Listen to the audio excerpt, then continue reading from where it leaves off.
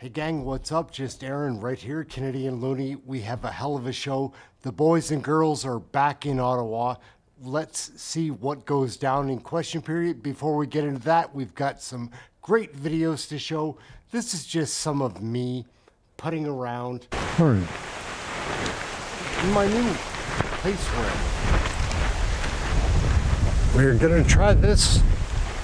We're going with two cameras. Let's see, I've got this one, I've got the golf cart. It's not perfect, not at all.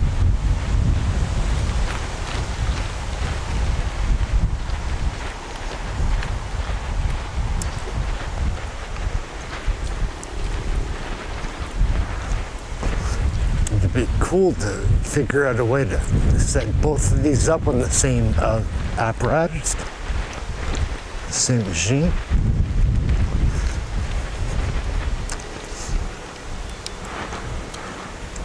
There you go, it's a little better.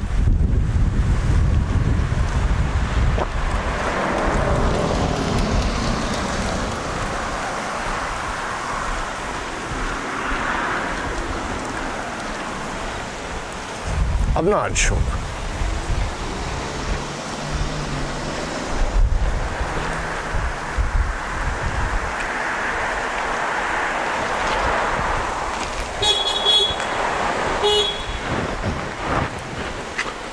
So we're getting beeped at.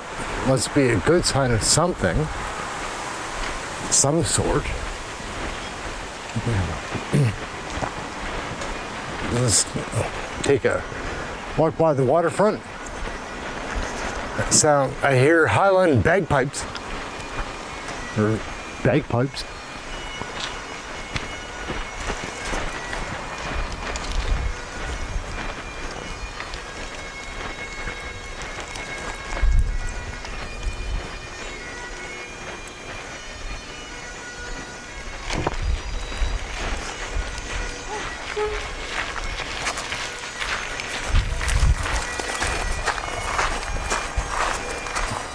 This golfer is,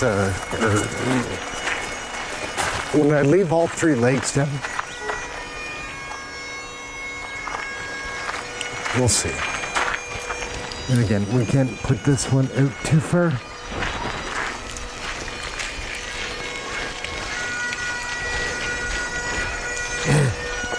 We will see.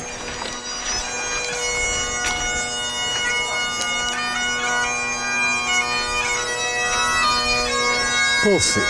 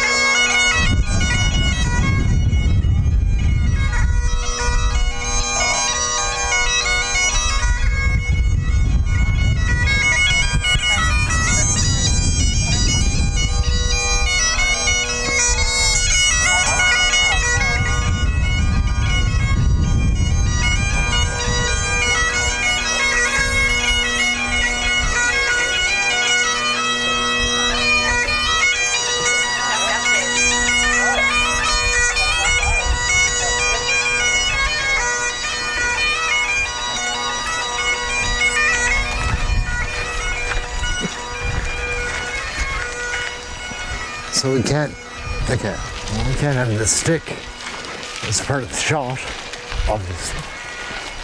Hello.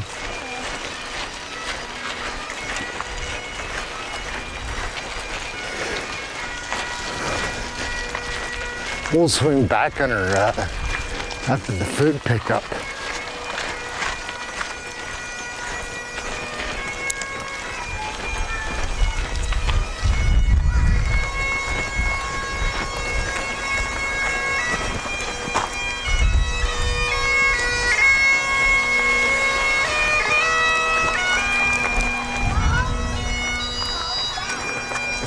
So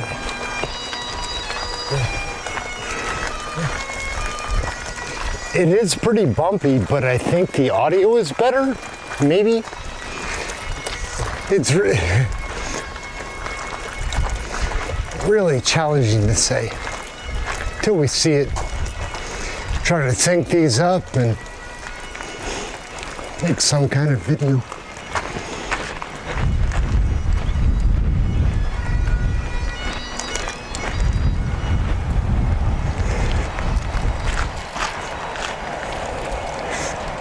Try not to get run over.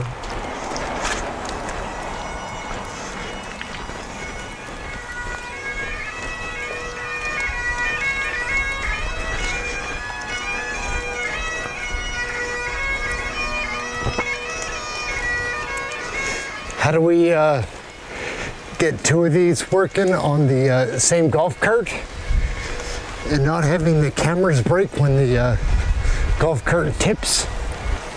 I'm not sure.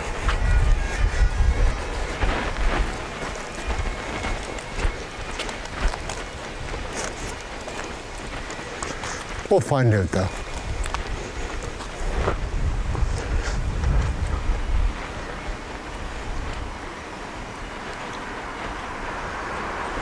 Look at this street. You wave at the people?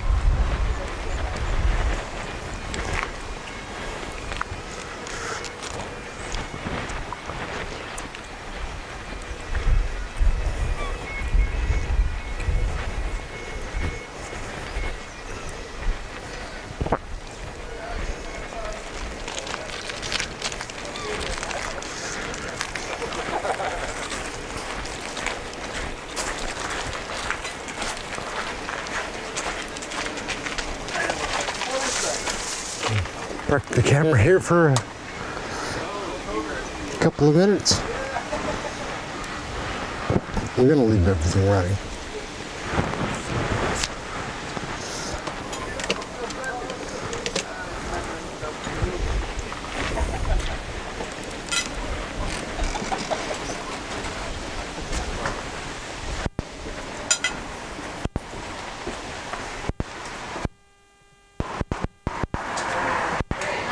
Hello.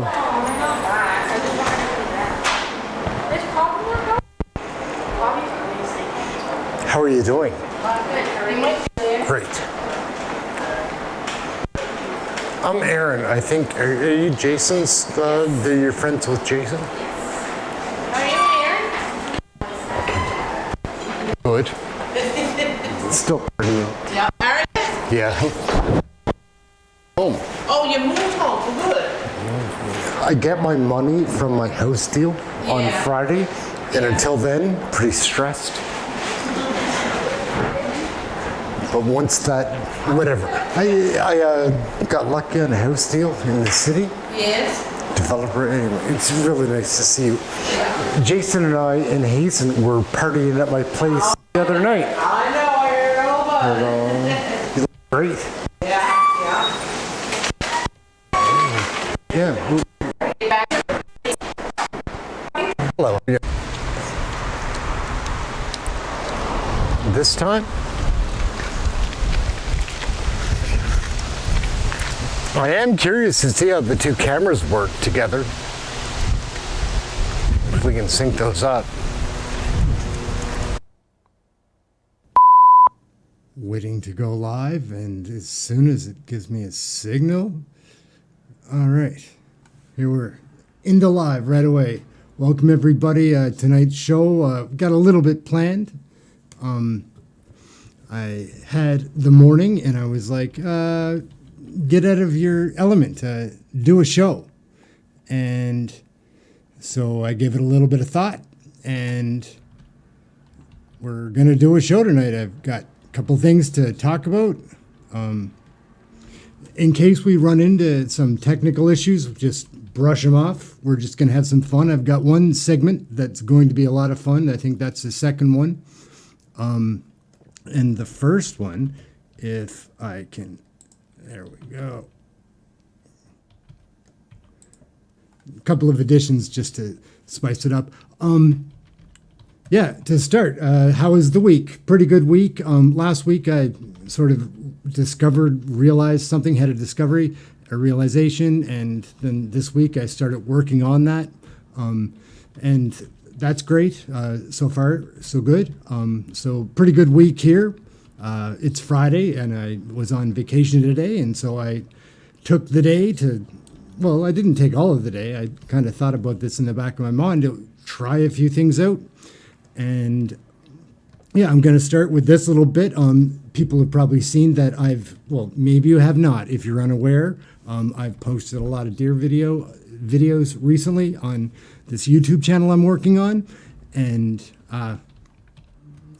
sorry, I am nervous because I shouldn't be.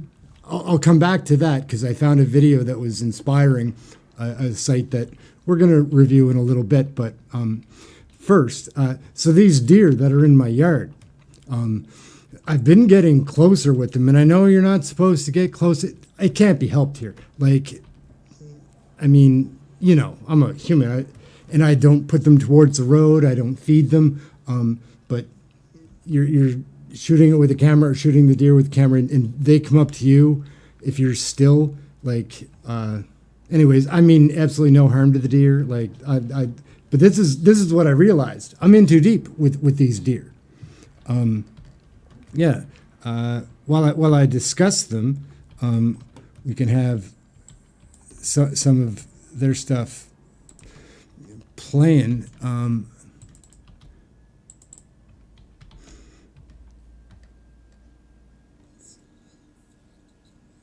Okay, sorry about that. Yeah. So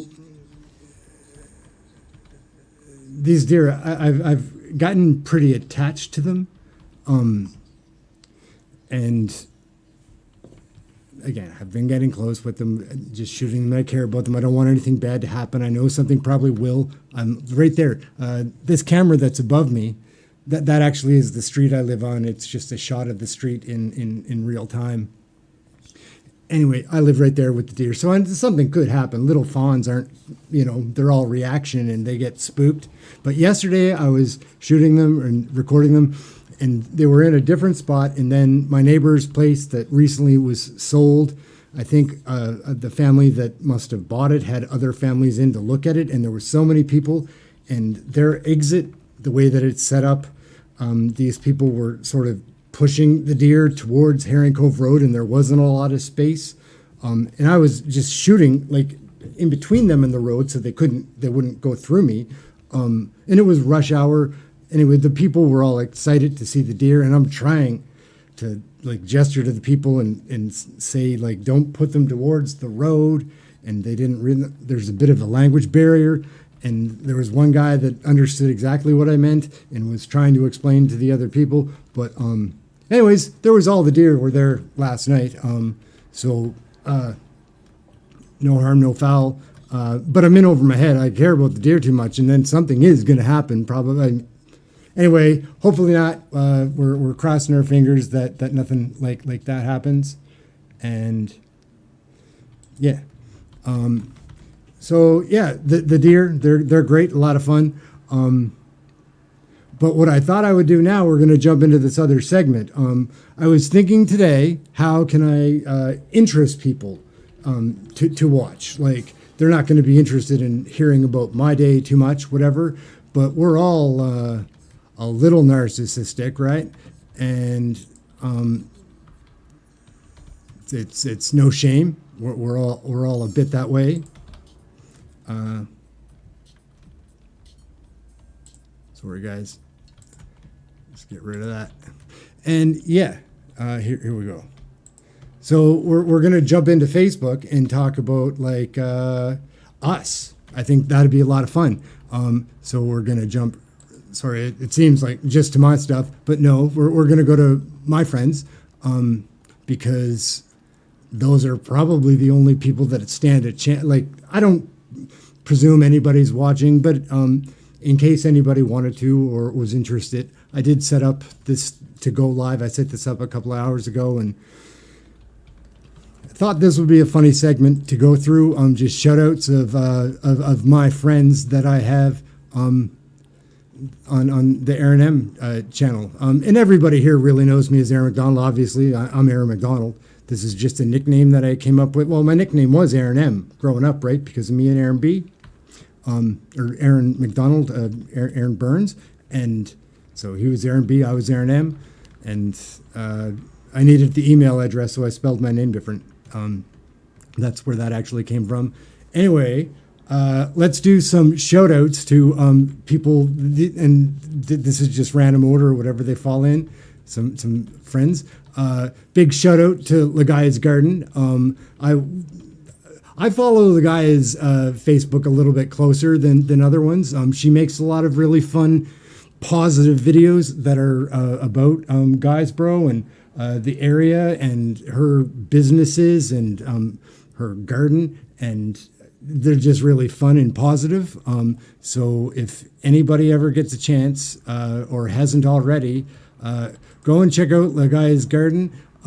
She's full of these fun videos. Like, can we watch a Lagaia video on here? Can we do that? Yeah, we can do that. Oh, we've got to unmute her.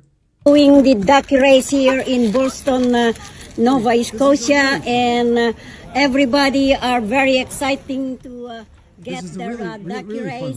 And I'm so lucky. I think this is the duck race because it's already sold yeah, out. So not to skip through it, but.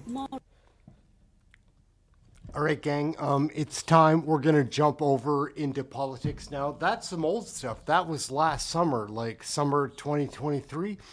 And before I started this channel, I had no idea what I was doing. I still don't. Anyhow, we do have an idea what we're going to do today. We're jumping into this. Let's get this part out of the way.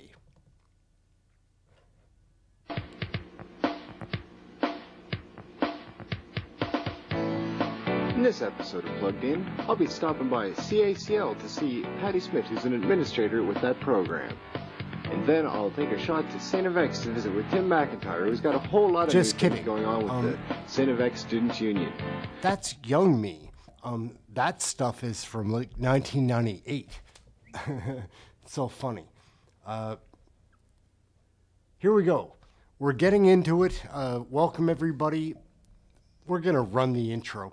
It's early. Yeah, we're going to run it. Get it out of the way. I think our leader, Trudeau, I don't think I've ever heard him say a true word. Oh, hello. Do you have a warrant to be here? Oh, yeah. It's time for a change in this country, my friends. A real change. Wiggle and squirm as you might, it is really hard to put lipstick on a pig. When I'm Prime Minister, I will keep my promises. WTF. Here. I know this place is where I am. No other place is better than. No matter where I go, I am proud to be Canadian. I am, you know I am. The worst that works. I am Canadian.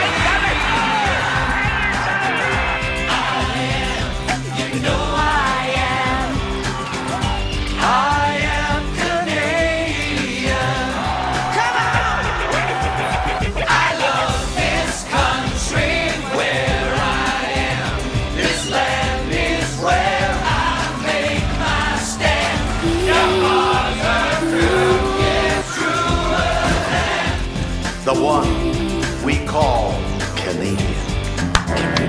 Gentlemen, beam me aboard.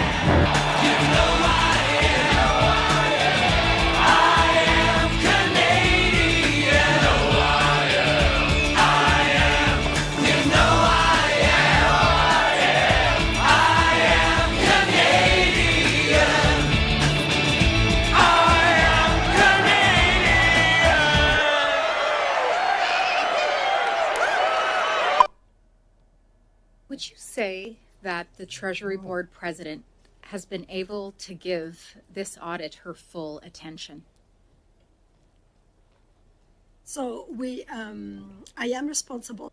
So gang, I make so many mistakes here all the time when I'm going live. I just played the wrong video first. So we're just crossing over into this. This is Poland. Poland seems to be a place that is of great interest to me. I can just pick up and go there. I could do that. Take a look and a listen to what's going on in Poland. It sounds like Canada from 1985. Like... Recently, it feels like everyone is talking about Poland. Poland was Poland. It's safe to say that Poland is making some serious moves in the world, with a stable, diverse economy, a new interesting aim and technology, and a serious investment in military power. Poland has gone from being a grey and poor place, filled with war and invasion, and being pretty much erased from maps, to a nation that not only survived, but thrived into a country others now look at with envy. But how did this happen? And most importantly, what do you even know about Poland? The time has come to explore the ins and outs of this nation. So this is Poland Explained. Poland is located in the heart of Europe, neighboring 7 countries. Going clockwise from the northeast, there's the Russian exclave of Kaliningrad, then Lithuania, Belarus, Ukraine, Slovakia, Czech Republic and Germany. With these countries, they share a total land border of 2,865 kilometers, the longest of which is with Czechia at 699 kilometers. Poland covers a total area of roughly 312 square kilometers, where about 8,000 of those are water areas with a total coastline of 440 kilometers. This put the country in the 71st spot in the world when looking at the country area. And to put that size in perspective, it's about twice the size of the US state of Georgia and slightly smaller than New Mexico. The terrain is mostly flat, with some mountains along the southern border against Slovakia. And this is also where we find the highest point of the nation, Ruzy, which stands at 2,499 meters. The lowest point is on the complete opposite side near Razgi El Blaski, and is actually at a -2 meters. The largest lake is Lake Snidarvi, while the largest body of water, when looking at the full size, is the lagoon that is shared with Germany. On the Polish side, it's called Zalew Szewiecki, while it's called Stettiner Haff on the German side. The longest river is Wisla, with 1,213 kilometers, and is shared with both Belarus and Ukraine.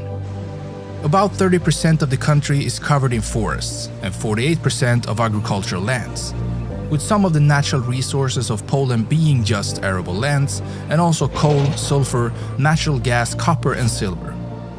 The climate of the nation is temperate, with cold, moderately severe winters and mild summers, whereas in most places the weather can occasionally reach high temperatures in the summer and low ones in the winter. But when looking at the average temperatures, it's still considering mild and moderate. The population is roughly 38 million people, which puts them at the 39th spot in the world, just below Canada. And most of these people live in either the northern coastal area in the city of Gdansk, the southern part and the city of Krakow, or in the cities in the central area such as Lodz and Warsaw. The last mentioned city is also the capital of the country and holds about 1.8 million people of the total population. The median age of this population is, like most European countries, kind of high, 41.9 years to be exact. And with that, they ranked at the 39th spot in the world. So clearly the majority of the population is in the age span between 15 and 64 years old. 14.53% is 14 or younger, while 20.6% is 65 years or older. Now, the population growth rate isn't something Poland does very well, as they have one of the lowest growth rates in the entire world. In 2023, this number is estimated to be a negative 0.28%, meaning the population actually shrinks instead of grows. One reason for this might be the low birth rate of the country, which is just 8.31 births for every 1,000 population, or to simplify even further, 1.41 children born for every woman in the country. Another reason might be the high death rate of the country, which is 10.75 deaths per 1,000 population, the 27th highest in the world. Why that is, it's hard to say. Perhaps it's because the government focuses on other areas than health, as they spend roughly 6.5% of the country's GDP on health-related matters. Or perhaps it has something to do with the country's love for alcohol. A study from the World Health Organization found that the Polish people, on average, consume around 11 liters of pure alcohol per year, which roughly translates to 120 bottles of wine. Or maybe it's because of their tobacco usage. Even though they're not by any means the worst when it comes to this, 24% of the population still uses tobacco in some form. But it's most likely not an overweight issue, as this isn't a major concern in the nation, although it's also growing, as it does in many parts of the world. And considering all this, the Polish people still have a fairly decent life expectancy at 79 years, an age that puts them at the 67th spot in the world. When it comes to educating its population, Poland usually spends around 5% of its GDP on this matter. And since 2019, they've been closing in on this 5% again after a couple of years of spending closer to 4%. And the literacy rate is very high in the country, with 99.8% of the population being able to read and write. The Republic of Poland is divided into 16 provinces. It sits in the UTC+1 time zone, the official language is Polish, and the national anthem is called Mazurek Dąbrowskiego. The chief of state is President Andrzej Duda, and he has been in that position since August 6, 2015, when he received 51.5% of the votes. He then got re-elected in 2020 with 51% of the votes. And the head of government is Prime Minister Mateusz Morawiecki. The flag of Poland consists of two stripes of red and white, and their national symbol is a white-crowned eagle. The white on their flag is said to represent this eagle, while the red at the bottom is the field of the coat of arms. As mentioned at the start, Poland has a well-diversified economy that has proven to be a good concept for high growth, as it has been one of the most resilient economies in the European Union, even during tough times. And one of the key reasons to this almost constant growth is Poland's ability to figure out how to grow in various stages of their history.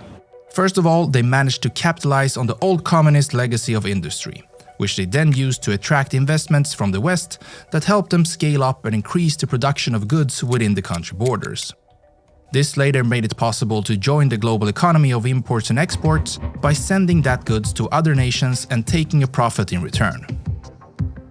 And now, most recently, they have shifted focus again into becoming a major player in the tech scene, something big tech is starting to notice. And as of 2022, companies like Google, Samsung, Facebook and Amazon all have established bases in Poland.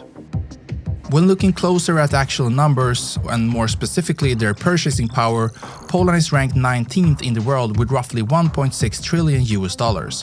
And in GDP growth rate and GDP per capita, they sit around the 60th place in the world. And when looking at how much reserves of foreign exchange and gold Poland sits on, they're at the 21st spot in the world with a value of $166 billion. They have a labor force of about 18 million people, and yet one of the lowest unemployment rates in the world at just 2.6%. Smash the And the country has come a long way in the transition from the former Soviet era of industry work into a more service-based economy. And now, about 58% of the people work in the service industry. They export roughly $411 billion worth of goods each year, and import goods worth $380 billion. Being the 20th strongest country in both exports and imports in the world. Their biggest partner in both imports and exports is Germany, which stands for about the fourth in both segments.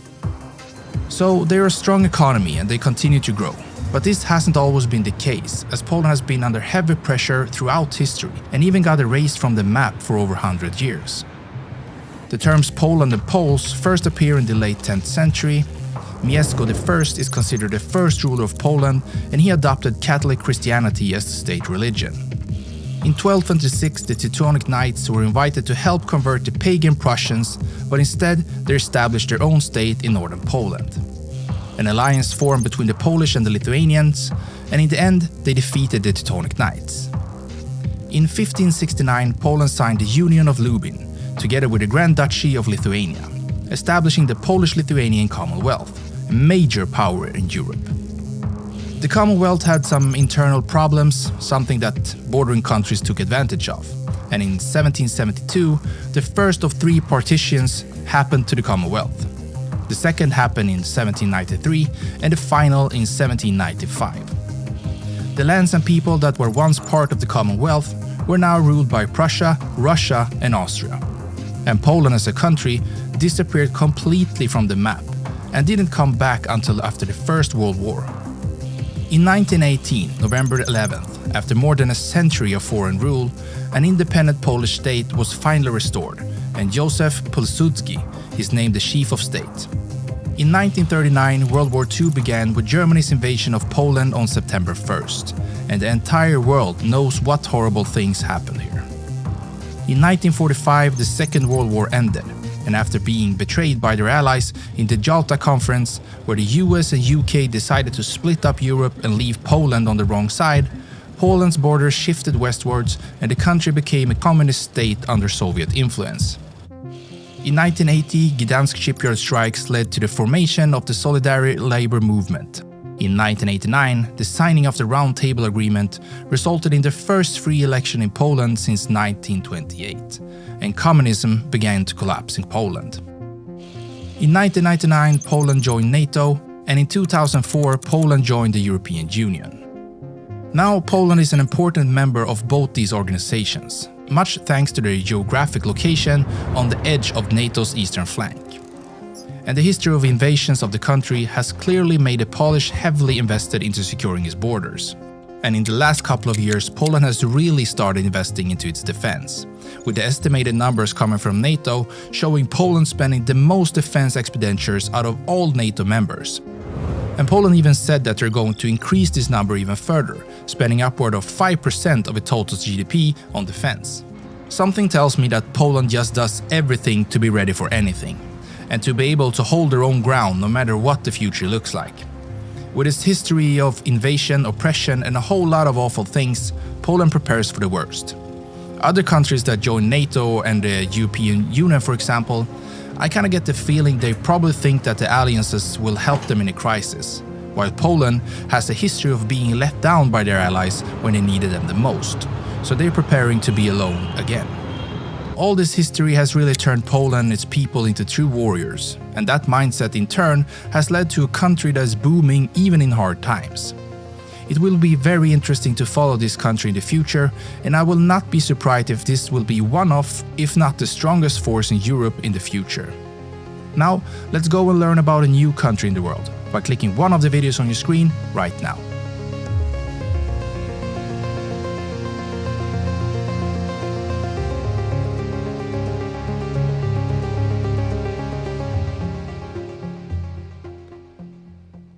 All right, gang. So we'll cross over into what are we going to cross over into? Like that.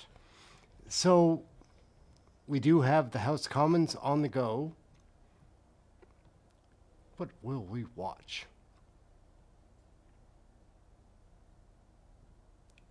We're going to drop into this. This is what they're doing in the House of Commons right now.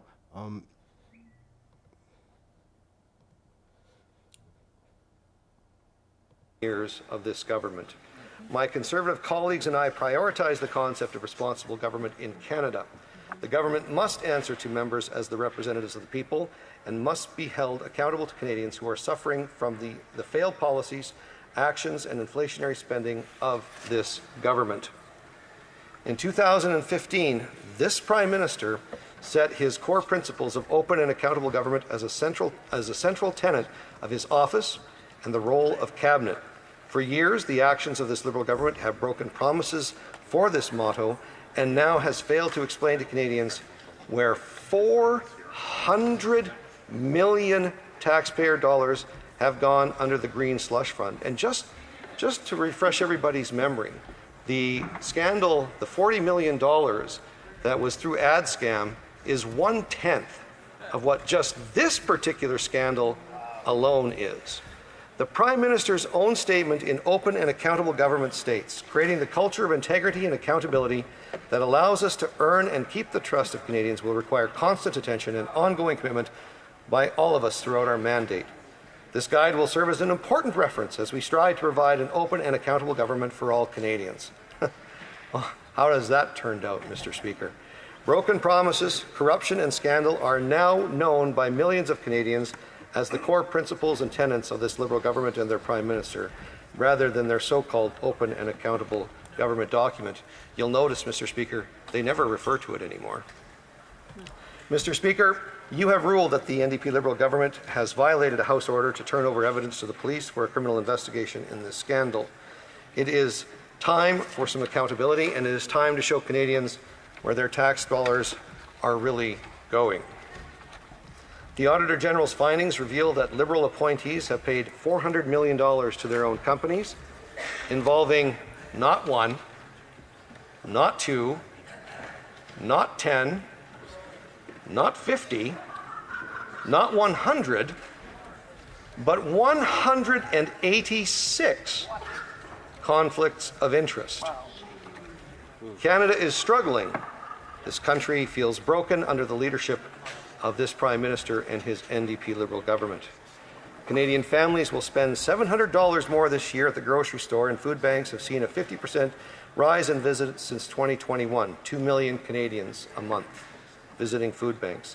Life has never been less affordable, more expensive. At a time when Canadians are struggling with an impossible cost of living, the Liberal government continues to spend recklessly, funneling taxpayer dollars to their friends and their insiders. To summarize the facts and this serious breach of privilege, Sustainable Development Technology Canada was established in 2001 by the Government of Canada through the Canada Foundation for Sustainable Development Technology Act to fund the development and demonstration of new technologies that promote sustainable development.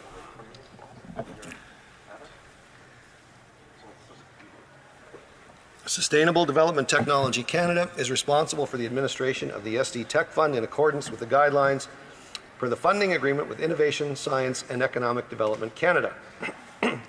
In 2019, the former industry minister began appointing conflicted executives to the board of Sustainable Development Technology Canada. The board appointed by this Liberal government began voting companies in which executives hold active conflicts of interest. The Auditor General and Ethics Commissioner initiated separate investigations after whistleblowers came forward with allegations of financial mismanagement of the fund. The Auditor General's investigation finds severe gaps in governance standards and uncovers that $400 million in Sustainable Development Technology Canada funding was awarded to projects in which board members, the ones making the decisions of the awards, were conflicted during the 5-year audit period. The government has opposed the opposition at every step of the way in getting these documents, trying to silence the will of parliamentarians in this House and avoid accountability to Canadians. The Liberals are trying to hide the $390 million that has gone to Liberal insiders under this program.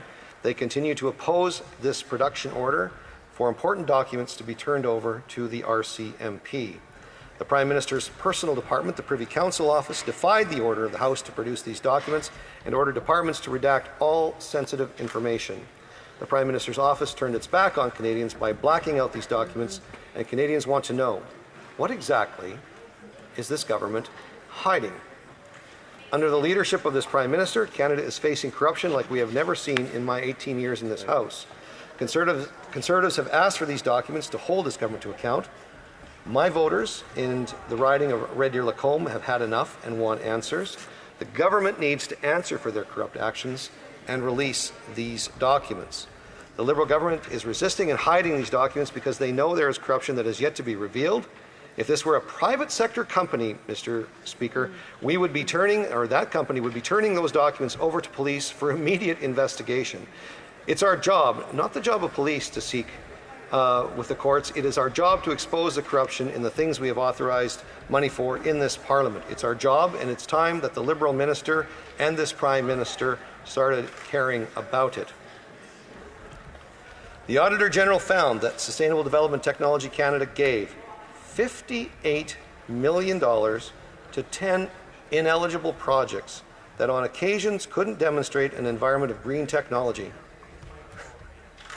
$58 million for projects, 10 projects that had nothing to do with the mandate of the organization. $334 million over 186 different cases to projects in which board members 186 conflicts of interest in which board members... Hit the like, guys. Like, it does help. Let's get a big crowd in here today. It'll be so much fun. It's going to be fun anyways.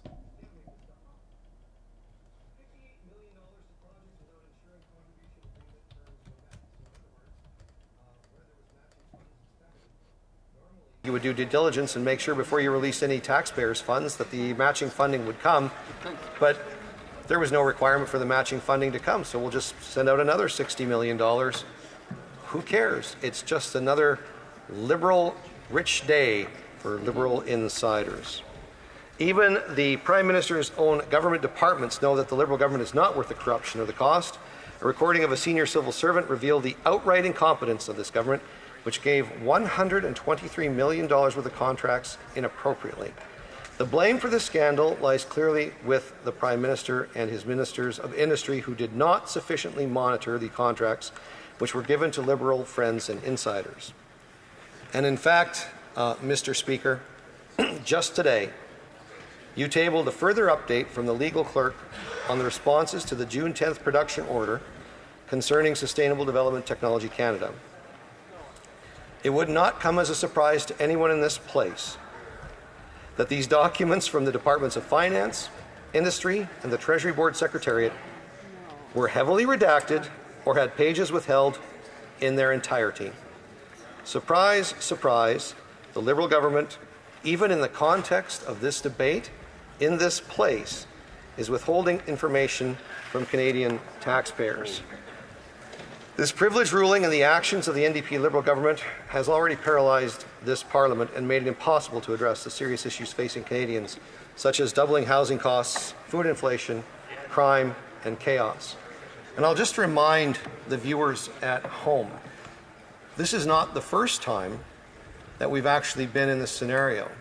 And Mr. Speaker, I hope you've got good legal counsel, because the precedence has already been set that in the event that this House is adjourned, you could be facing legal consequences, because the last Speaker tried to produce documents in the Winnipeg lab scandal, just another one of the scandals too numerous to mention, and the government was actually going to take the Speaker to court in order to cover up their accountability and their actions or lack thereof when it came to protecting Canada's sovereignty in the Winnipeg Labs scandal.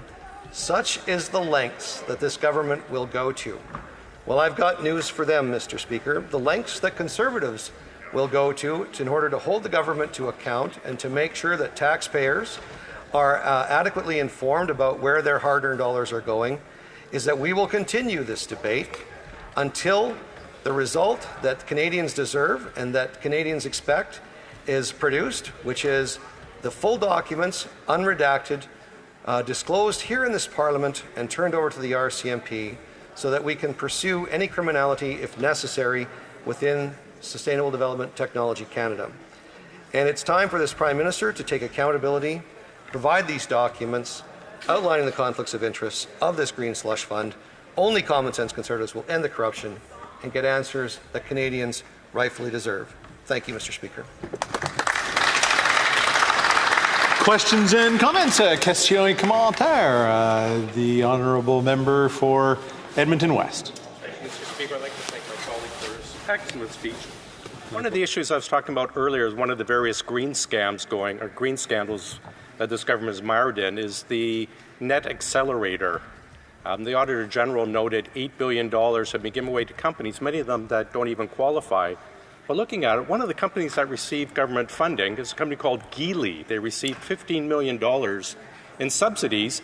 Geely is a Chinese-owned EV company, which is now, of course, subject to a 100% tariff on their cars. So I wonder if the member could comment on the ridiculousness of using taxpayers' money to subsidize Chinese EVs at the same time hitting them with 100% tariffs to stop them from bringing their cars into Canada. Honourable member for Red Deer Lacombe. Well, Mr. Speaker, if you ever wanted to see a rhetorical question, that one is it. But I think it speaks to the broader issue of the profligacy of this government that will spend money on anything it wants to put in the window to showcase, because this government is all about virtue signaling, it's all about messaging, it's all about appearances, it's all about optics. It is not about good governance, it is not about making responsible decisions, and we see now, finally, and Canadians see, after 9 years, what this government has been about the whole time. And, Mr. Speaker, the only way to find a path forward is to have these documents produced to this House and to the RCMP. And if that's not going to happen, then the people of Canada should have their say in an election to decide if they want to continue allowing this government to spend the way it spends, to commit the corruption that it commits, and let them have a say. And hopefully a Conservative government will follow, restoring some sense of accountability and good governance to this once proud country. Questions et commentaires, questions and comments. L'honorable député de... The Honourable Member for Longueuil Saint-Hubert. Well, we've been discussing this for around 2 weeks, and I think we've gotten it through our heads that most parties in this House agree on it. So we're really wondering what's going on here. Last week, we saw an article that stated that the number of deaths in the streets of Quebec, people who had fallen victim to homelessness, has tripled over 5 years. 200 people have died in Quebec due to cold in the streets of Quebec. That means if we extrapolate to all of Canada, 700 or 800 people may have died in the streets of Canada. All of this due to the housing crisis, which we are not discussing in this House right now, because we're wasting time debating a motion which everyone agrees on. We all agree about accountability. We all agree about transparency. We are ready to vote on this matter. What are the Conservatives waiting for? Honorable député de Red Deer Lacombe. Well, Mr. Speaker, if we in this House all agreed, then the documents would have been produced as requested. So to suggest that we all agree in this House is simply not true. The government does not agree, which is why it's failing to fulfill the order passed in this House, which is to provide all of the documents requested unredacted. So, and I'll just say to my colleague from the Bloc Québécois, if he is dissatisfied with how the people of Quebec are suffering under this government, then he has to answer for the fact that he voted to sustain this government in matters of confidence. Canadians have had enough. He's had enough. So what we should have, instead of this dystopian parliament that exists without the support of Canadians, he should be supporting non-confidence and making sure that we move to an election so that Canadians and Quebecers can have their say. Commentaire, questions and comments. The Honourable Parliamentary Secretary, Government House Leader. Mr. Speaker, this is nothing but a game for the leader of the Conservative Party and the Conservative caucus. Nothing but a game. At the end of the day, if they stop talking, it passes. The Liberal Party wants to see it to go to committee. They know that, Mr. Speaker. But the games continue. You know, the only government in the history of Canada to be held in contempt of Parliament in the history of Canada, in fact the Commonwealth, is Stephen Harper's government. By the way, when he was Prime Minister, who was the Parliamentary Secretary to the Prime Minister? No one but the leader of the Conservative Party. Today we have the leader of the Conservative Party saying he doesn't even want to get the security clearance, Mr. Speaker. The question is why? What is the history? What does the leader of the Conservative Party have to hide? Yeah. Why isn't he being accountable to the public, to the Canadian people, Mr. Speaker? I know we are getting close to question period, and quite honestly, I didn't have any trouble hearing the Honourable Member ask the question, so I just want to make sure that we keep the tone down in the House. The Honourable Member for Red Deer Lacombe. Well, Mr. Speaker, that's just a red herring that the Parliamentary Secretary continues to bring up in this House. Look, members of Parliament from all political parties have security clearances. The leader of the Conservative Party has said quite clearly if the Prime Minister and his Cabinet and caucus are so sure about themselves, they can simply release the names. I urge my colleague who asked the question to go to caucus this week and bring this up. That is, if they're not dealing with something else at caucus. In comment, question commentaire, the Honourable for Caribou Prince George. Thank you, Mr. Speaker. I listened intently to my honourable colleague, and with his speech and intervention, and he's done an incredible job over the last 9 years since I've been a member of Parliament exposing this government's corruption and scandal. Mr. Speaker, for those that are in the gallery that perhaps missed what we were talking about, and those in TV land that are watching, we're talking about over $400 million in taxpayer funds that the Auditor General found 186 conflicts of interest where Liberal insiders funneled that $480 million to their own pockets, into their own companies. So through you, Mr. Speaker, I will ask our honourable colleague, which I've asked our colleagues before, if somebody steals from you, do you go to a committee or do you go to the RCMP? The honourable member for Red Deer Lacombe. Well, I want to thank my sensible colleague from British Columbia for asking that question. Look, I said in my remarks, Mr. Speaker, that if this was a private sector company and there was over $400 million of suspected fraudulent activity going on in that company would have a responsibility to its shareholders if it was publicly traded, and a responsibility to its board and ownership if it was privately held, to take that information to the police for an investigation as soon as possible. As a matter of fact, Mr. Speaker, if they had that information in the private sector and didn't proceed with charges, one could assume that they were negligent or even compromised themselves, which I think, Mr. Speaker, my answer speaks for itself. Comments? The honourable member for Hamilton Centre. What, 3 weeks? 3 weeks into this debate, and yet we still have Conservative members being purposefully obtuse about what's actually before us. They wrote the motion to go to committee, and yet like they're pretending somehow that it's everybody else that's obstructing. So when they talk about Liberal insiders, will the honourable member finally come clean with Canadians and note that on March 24th, 2022, the same person in question, Annette Verschuren, donated to the Conservative Party as well. In fact, they have a long history, Mr. Speaker, of donating to the Conservative Party. So will they come clean and just admit that Liberal, Tory, same old story? The honourable member for Red Deer Lacombe. Well, thank you very much, Mr. Speaker. My colleague has tried to put on a brave face, but a basic civics course would let you know who the actual government is. The government is across the way, both from me and my colleague who just asked the question. Well, at least that used to be the way it was until he and his leader signed on to a supply and confidence agreement, which, by the way, enabled this kind of behavior for the last 2+ years. So, Mr. Speaker, it's a little bit rich to hear my colleague talking about this. He knows full well, because I'm a member of the Procedure and House Affairs Committee, he has sat at Procedure and House Affairs while I have been there, that if this issue goes towards the committee, it'll get buried, it'll get mired down in the committee. This is the appropriate place to be having this debate. This is the business of the nation. This is the stage of the business of the nation. We need to have that discussion and have it out right here in front of all Canadians, not buried away in some obscure committee in the basement of this place. Questions and comments? The honourable member for Waterloo. Thank you, Mr. Speaker. Mr. Speaker, I just will ask the member the same question I had asked earlier in regards to this question of privilege. It does appear, based on what I'm hearing, that all parties, all members are in support of this question of privilege and making sure that we are able to take the important work. I see the member who wants to chirp at me because he has a different question and he should wait his turn like I patiently just waited my turn.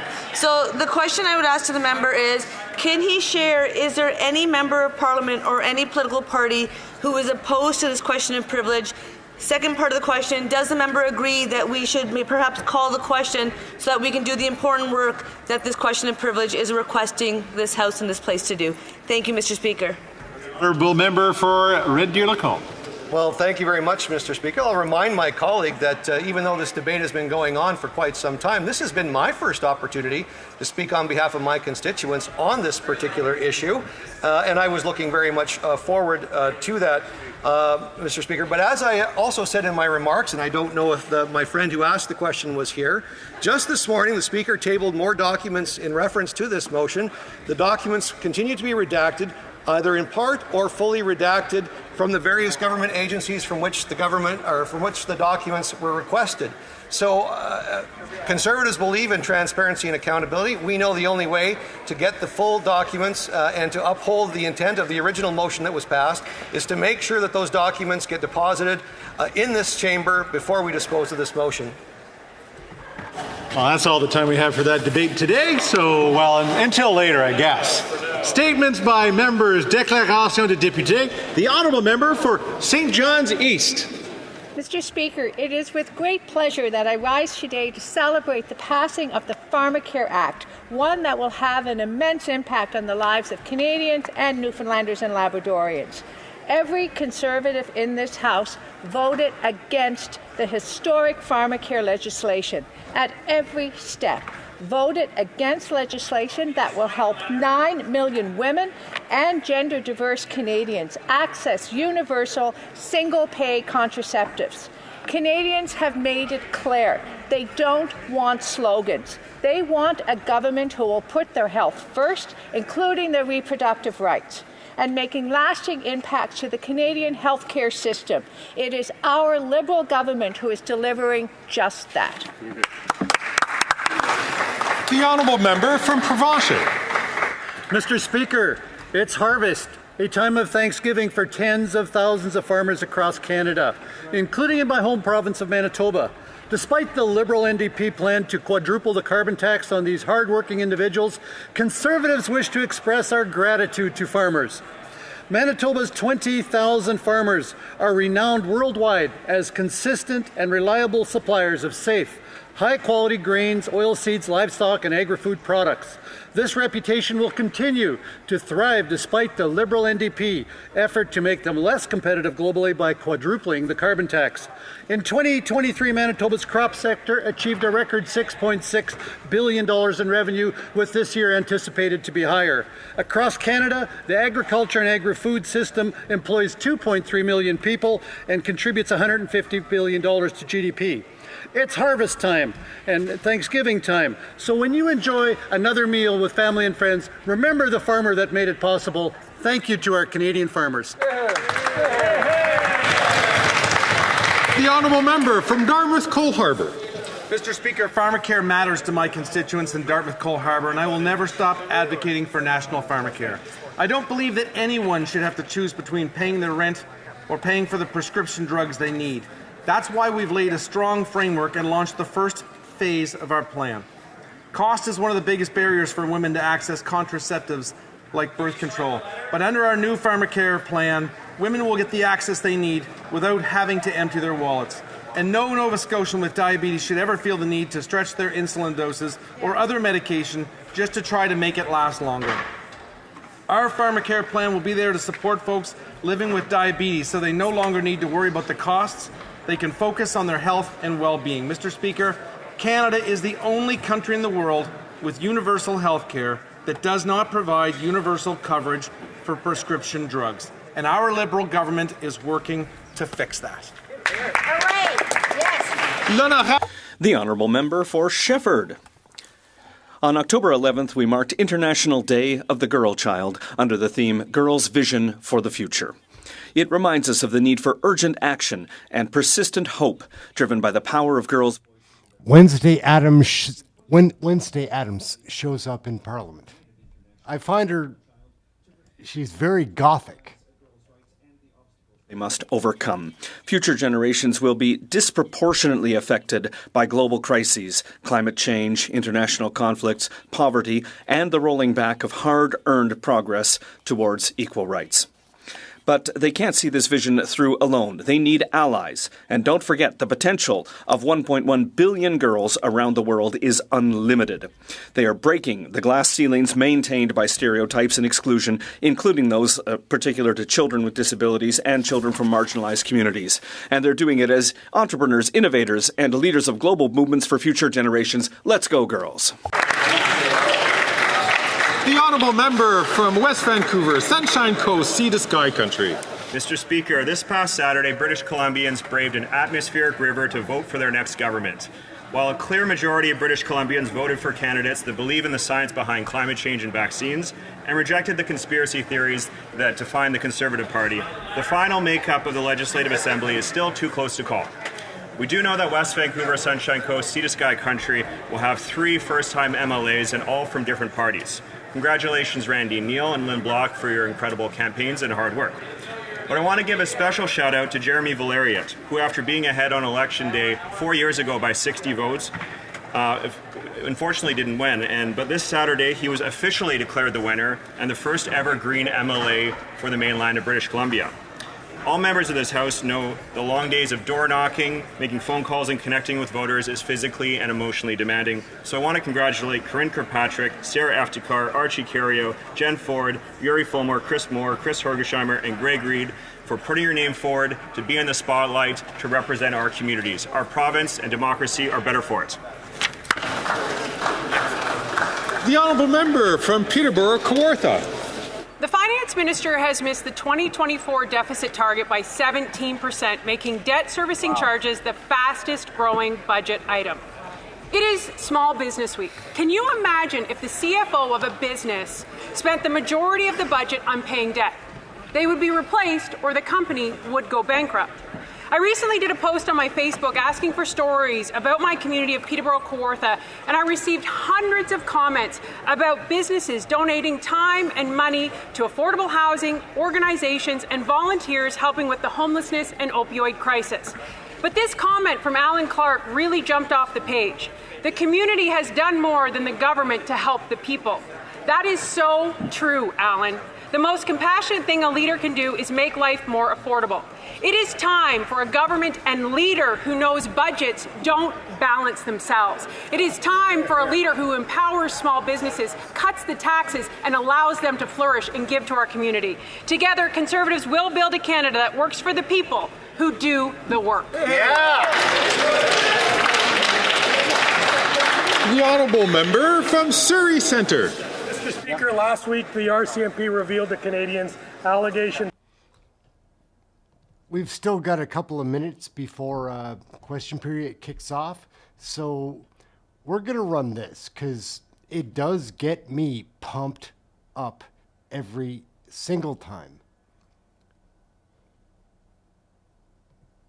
Oh no, it's not here. Sorry guys, we'll get this. This was supposed to be smooth and easy. But of course,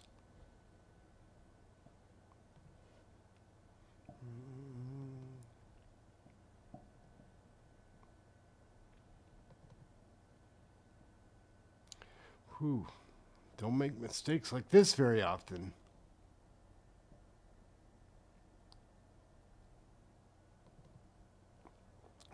That was bad.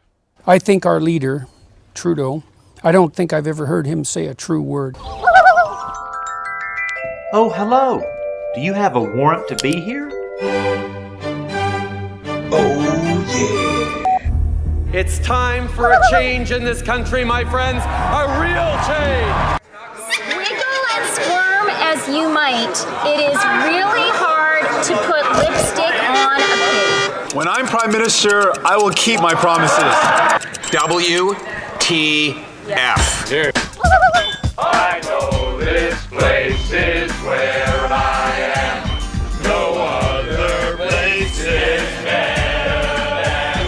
No matter where I go, I am proud to be Canadian. I am, you know I am. The world that works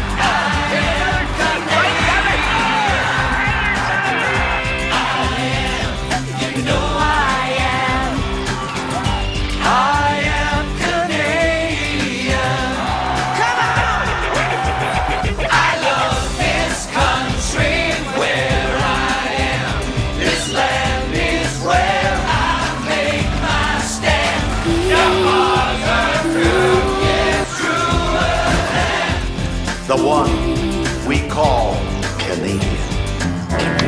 Gentlemen, beam me aboard. I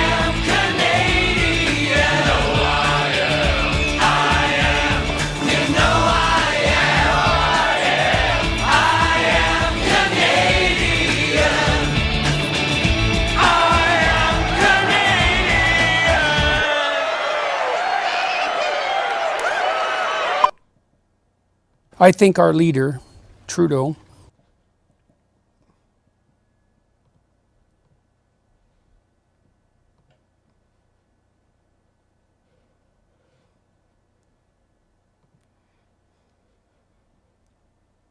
the party today, the Conservative Reform Party, Mr. Speaker, he was his parliamentary secretary at the time. Is there any surprise that he would not want to get the security clearance necessary in order to understand what's happening on foreign interference, Mr. Speaker? That begs the question.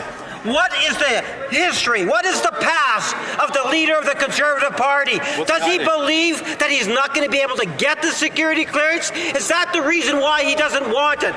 Canadians have the right to know what is the past. What is he hiding, Mr. Speaker? I want to know. Canadians want to know.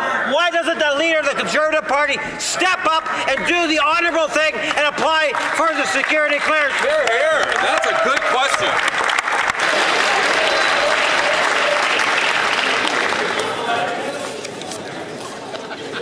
The honourable member from Mission Matsqui, Fraser Canyon. Mr. Speaker, after 9 years of NDP Liberals, taxes are up, costs are up, crime is up, and time is up.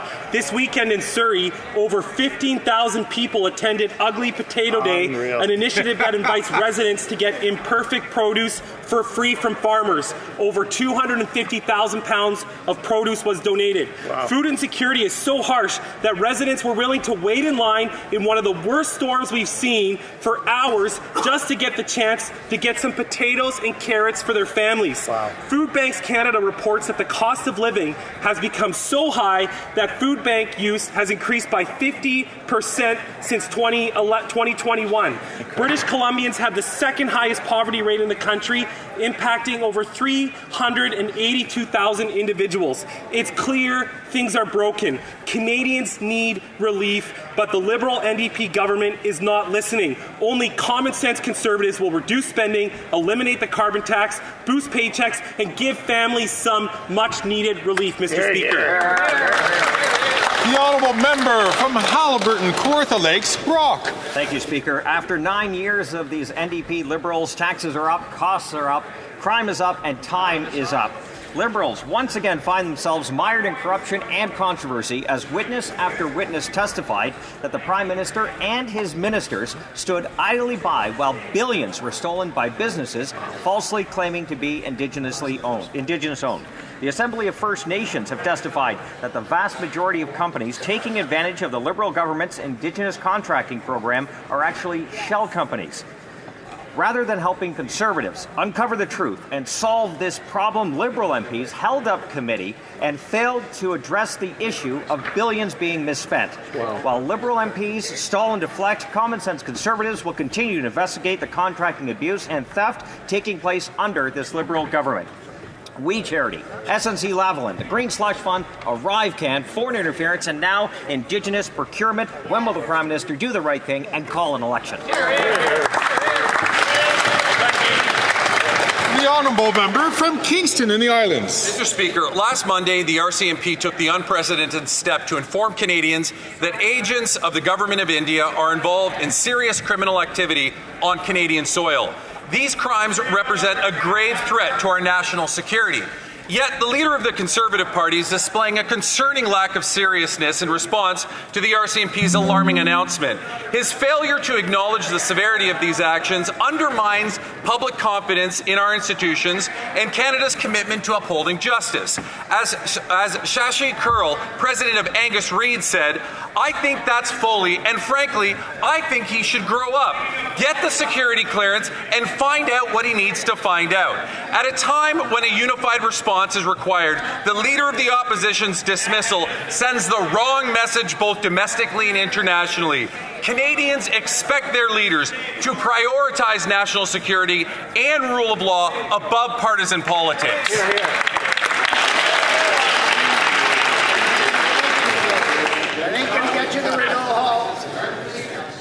Colleagues, declarations by members Standing Order 31 is an important opportunity for all members to have the opportunity to express themselves freely. The honourable member from Kamloops, Thompson, Caribou knows very well and caught my eye during that time. So I'd ask him not to take the microphone, not to take the floor unless recognized by the Speaker. The Honourable Member from Skeena, Bulkley Valley. Mr. Speaker, today I rise to mark the passing of Kirsten Patrick, a young 34-year-old resident of Smithers whose life ended last Monday at the Smithers District Hospital.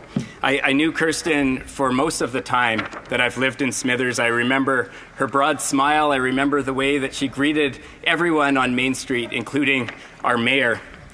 Kirsten lived an unimaginably difficult life, one marked by trauma, addiction, violence, homelessness, and loss. For the past several years, she lived in a tent.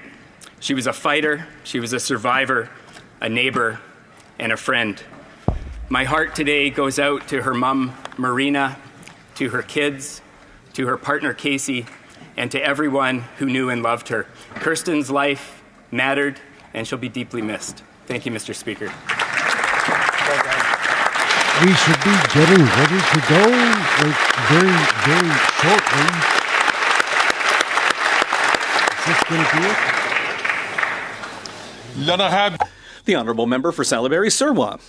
It's with great pride that I congratulate today Melissa Bourdon, who was recently awarded Farmer of the Year for Montérégie West. Whether it's working on the farm or in the fields, working in sales to clients, Ms. Bourdon has been innovating everywhere in the business that she manages with her father, Francois. She's well supported by her family and friends in 1,001 projects, and she even finds the time to be a volunteer firefighter in Saint-Étienne-de-Beauharnois and is also an active member of the UPA. Ms. Bourdon is a brilliant woman who will continue to make hay in the farming field for many years through her passion and her sense of engagement.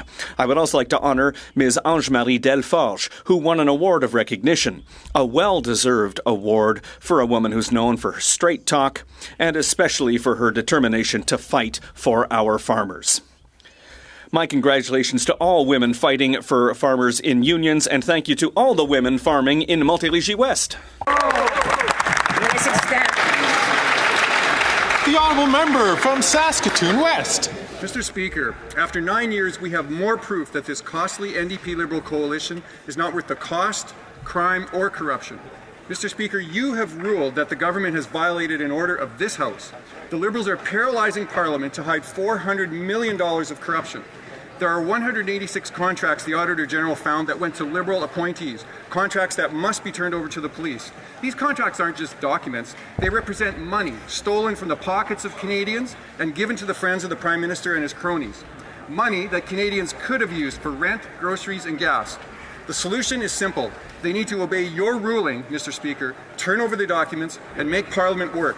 This is the common sense plan, the Conservative plan. Common sense Conservatives are here to deliver solutions for the doubling of housing costs, food inflation, and crime and chaos on our streets. It's time for common sense. It's time for ethics and integrity. It's time to bring it home.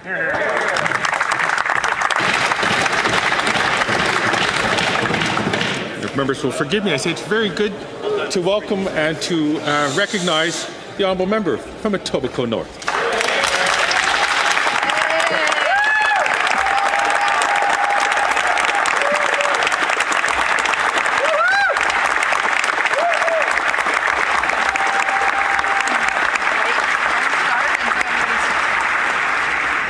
Mr. Speaker, I am grateful to be with friends and colleagues, thankful for the support so many of you have shown me, and looking forward to being back with you.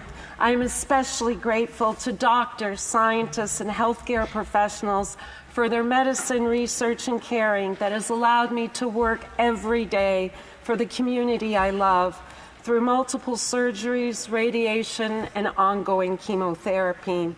I know there are people on the Hill who have gone through cancer or are going through it now, and my heart is with you. Cancer touches all of us, and it's hard. Sometimes the fight is week by week, sometimes hour by hour. It can be lonely despite having the best support system. To those who are hurting, know that you have one more person in your corner. I understand, I support you, and I walk beside you and your family as you climb every hill.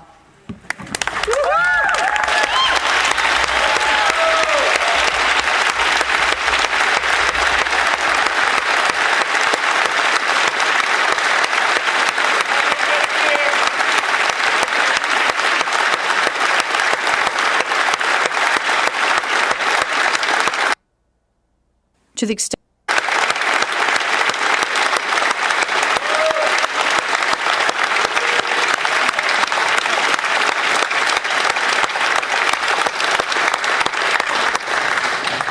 Oral questions. Questions orales. Here we go, gang. Let's Leader get of the it going. opposition. Here we go. Our man, Pierre Poilievre in the batter's After box. 9 He's going years, to open this up with French. Prime Minister has doubled the cost of housing to the Someone extent should that the tell- cost of a month.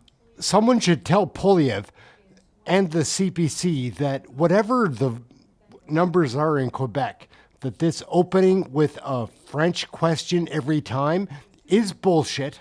I'm not a conservative. I'm just looking for change. And Poilievre should stop pissing people off by opening up with French. That's it. We live in a English first bilingual country. This French shit, it's woke. Cancel it. Prime Minister and Minister of Finance. Mr. Speaker, I'm happy that the Conservatives are starting with a question with respect to the Canadian economy, because I think that each of us can be happy that the inflation levels in September were at 1.6%. This is a great success for all Canadians. It will truly improve the life of Canadians, but the Conservatives don't want to talk about Canadian successes. The Honourable Leader of the Opposition, Mr. Speaker, when Canadians are going through hell with doubling of housing costs and out of control cost of living. 2 rounds of French. What is the Prime Minister doing? Bullshit. He's trying to save his own skin, save his own members. And they're in a rebellion now. So he's not working for Canadians. He's working to save himself. It's strange. Even if the Liberals don't really have trust in this Prime Minister, the Bloc leader continues to have trust in this Prime Minister. Will the PM trigger an election finally so we can fix what he broke? The Honourable Government House Leader. Thank you very much, Mr. Speaker. The question is why the Bloc leader, or the rather Conservative leader, is obstructing the House of this work. We won 2 confidence votes, and it's only the Conservatives that don't want to have another vote because they'll lose once again, because this House does not have confidence in the Leader of the Opposition. The Honourable Leader of the Opposition. This weekend in Cloverdale, 15,000 people lined up in the pouring rain for the hopes that they might get a few rejected potatoes. It was Ugly Potato Day in that city. And 15,000 British Columbians are too hungry and desperate that they needed to go and collect those rejected foodstuffs. 2 million Canadians are lined up at food banks. There are 1,400 homeless encampments in Ontario today. And what is the Prime Minister doing? Working to save his political skin from his revolting caucus. This can't go on. Will he call a carbon tax election now? The Honourable Deputy Prime Minister and Minister of Finance. Mr. Speaker, I would really hope that every single MP in this House would agree that in our great country, no one should ever go hungry. But when Conservatives talk about the most vulnerable, they are crying crocodile tears. And how do I know that, Mr. Speaker? I know that because they have had the gall to vote against a national school food program, a program that will feed 400,000 Canadian kids. How can they look themselves in the face when they oppose feeding Canadian kids? Yes, that's right. The Honourable Leader of the Opposition. That program, though it has costed millions, has not fed a single hungry child. It has fed bureaucracy, which is all it ever was intended to do. Meanwhile, 2 million people are lined up at food banks. We've got 15,000 people that will line up for a, quote, ugly potato because they can't afford to eat. We have diseases like scurvy that are back. And 1 in 4 kids go to school hungry after 9 years of this Prime Minister, yet his priority is saving his political career from his revolting caucus. This cannot go on. Will he call a carbon tax election today?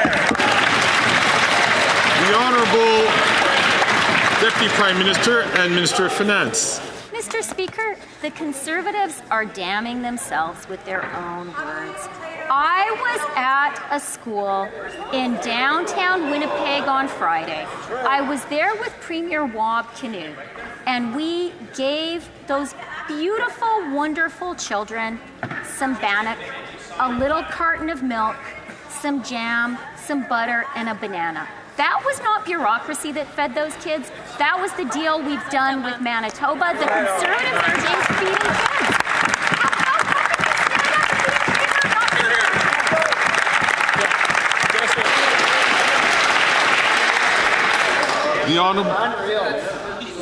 The Honourable Leader of the Opposition.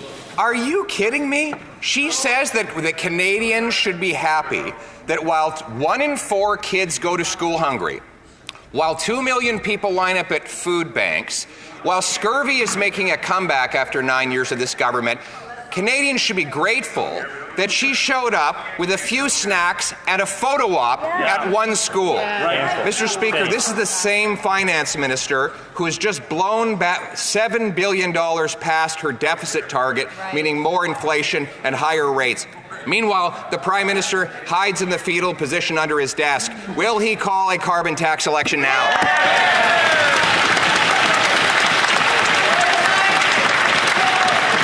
The Honourable Deputy Prime Minister and Minister of Finance. Mr. Speaker, we have clearly knocked the Leader of the Opposition off his game this afternoon. Because how can he have the temerity to talk about actual meals fed to actual children as bureaucracy? That tells you how cynical and how low these Canadians go.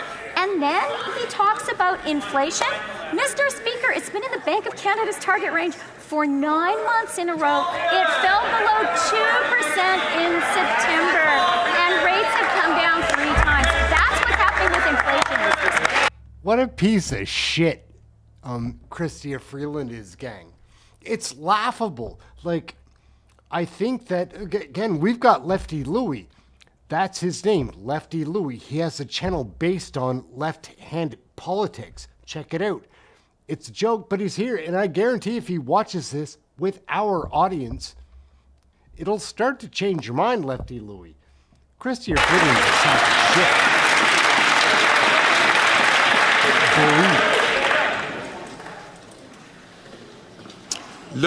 The Honourable Member for La Prairie. Where is the pilot on the Liberal plane? It's October 21st. They only have 8 days left to pass C3.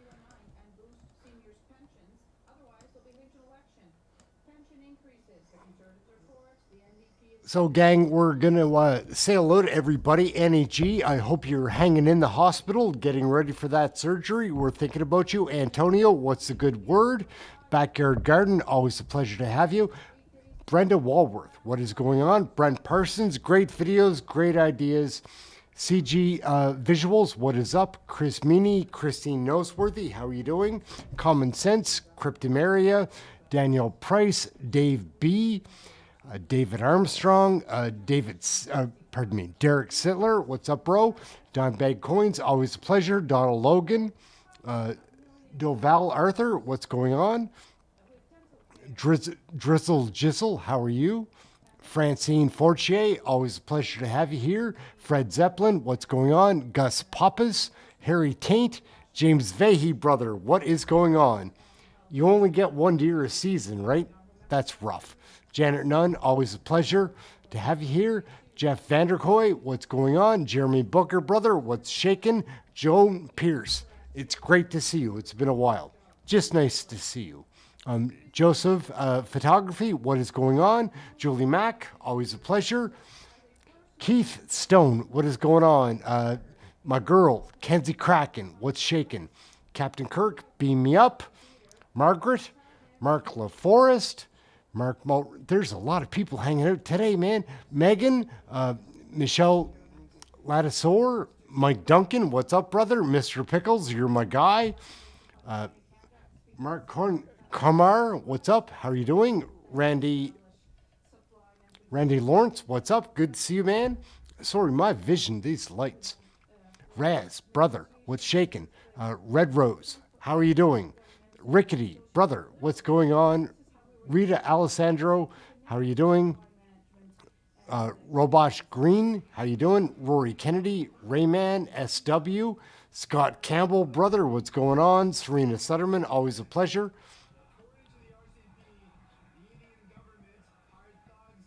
Terrorize Canadians. The Conservatives are laughing about this, but people have died as a result, and they've meddled in our politics. The Prime Minister has said that there are multiple Conservative MPs and or candidates compromised.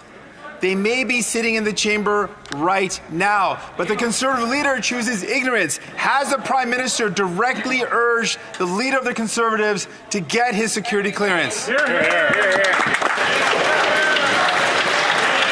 Honourable Minister for Public Security. Mr. Speaker, we thank our honourable colleague for the question. We've been clear. We think all party leaders in this House should have the required security clearance so they can receive information concerning the threats to this House or the threats to Canada involving foreign interference. We also take the comments of Leader of the NDP very seriously with respect to protecting Sikh Canadians and protecting those who've been victims of this foreign interference by the Government of India. My responsibility as Public Safety Minister is to ensure the safety of all Canadians, and that's exactly what we're going to continue to do. The Honourable Member for Burnaby South. First, party second. I dare the Conservatives to laugh again. I see they're not. They're quiet.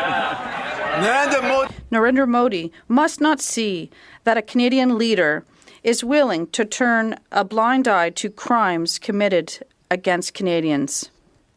Every of this House must condemn India's interference, and there must be consequences for parliamentarians who contribute to it. Did the Prime Minister directly urge the Conservative leader to apply for his security clearance? The Honourable Minister of Public Safety. Mr. Speaker, the Prime Minister was very clear. We fundamentally believe that all party leaders in this House must have their security clearance appropriately so they can learn what is needed to manage their parliamentary caucuses and understand the threats that Canadians are facing. And I applaud fully the feelings of the NDP leader in terms of condemning the Government of India's interference, and I congratulate the work of the RCMP for their work, and I know that the investigation underway will prove to be trustworthy. The Honourable Member from Thornhill. After 9 years of this NDP Liberal government, it seems that no part of Canadian life is safe from the Finance Minister's radical tax rampage. Not food, not home, not gas, and not even music. In response to new streaming taxes from this government, Spotify just announced that they're raising subscription fees by 15%. Even the simple things like kicking back and listening to your playlist isn't immune from this greedy government.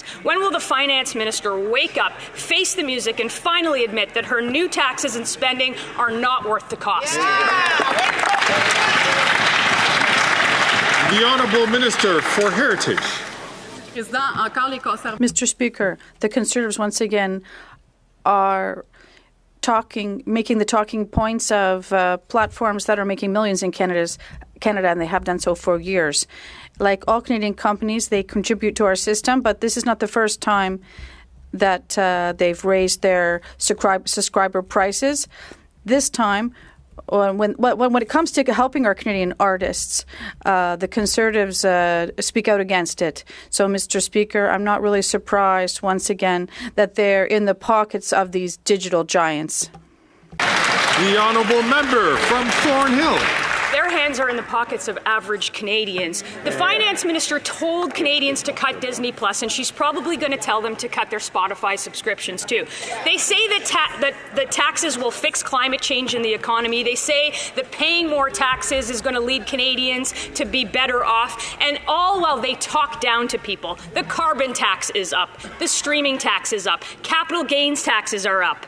And she the finance minister missed her target by 17%. When will she admit that she has failed, axe the taxes, and let Canadians live their lives without their hands in Canadians' pockets? The Honourable Minister. Order. The Honourable Minister for Natural Resources and Energy. Thank you, Mr. Speaker. We on this side of the House actually have a plan for a prosperous economic future for this country. The Conservatives who continue to deny the existence of climate change. This zombie, Wilkinson, is a piece of shit. He's, again, I haven't seen this. This is live. He's going to say that 8 out of 10 guaranteed. Have a plan that leads backwards, not forwards. We are ensuring that things like the $12 billion Dow plant in Alberta is getting built, the $7 billion Jansen potash mine, electric vehicle and battery plants, hydrogen facilities in Nova Scotia and Newfoundland and Labrador. We have a plan for a future that is a great and prosperous future. They have no plan.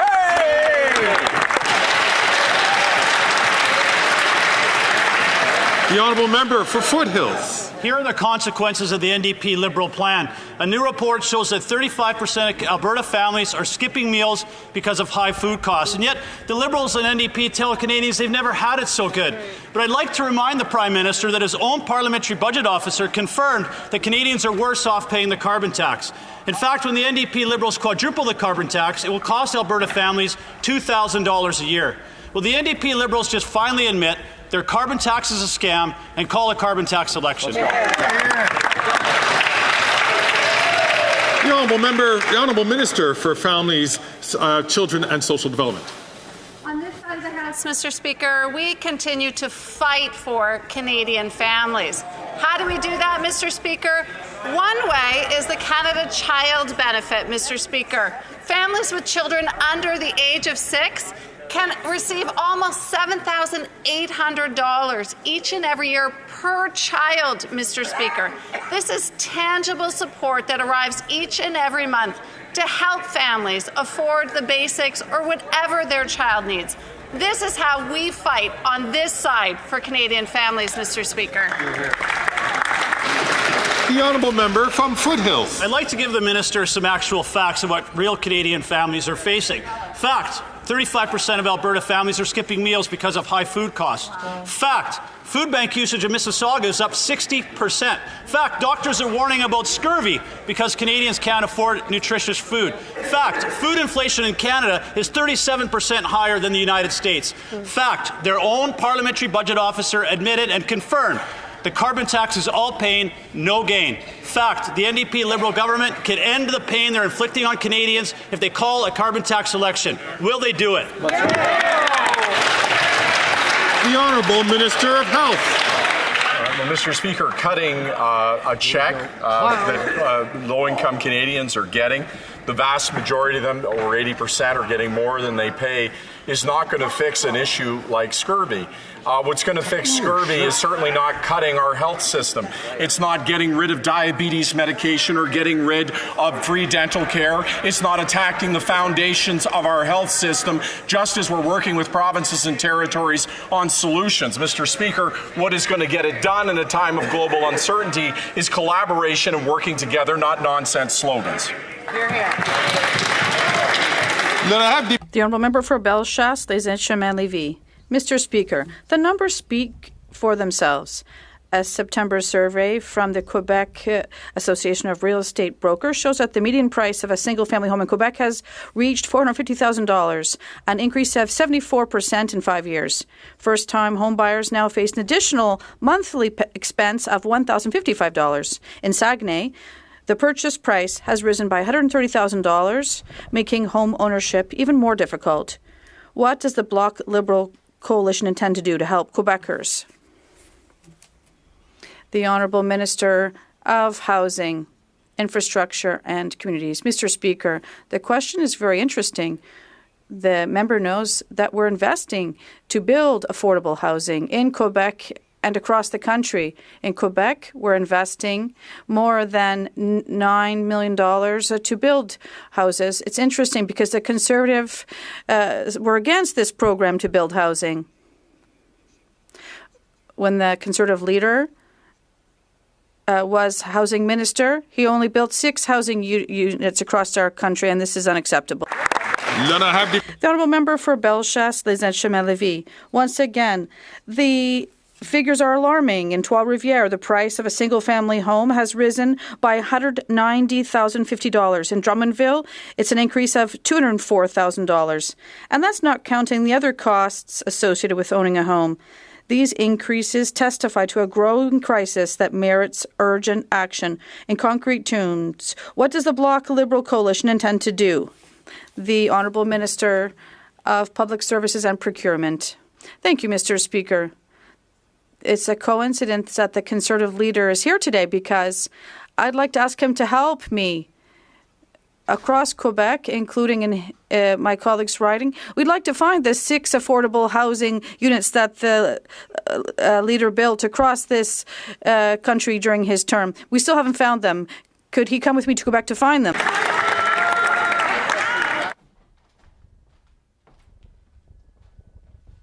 The honourable member for Drummond.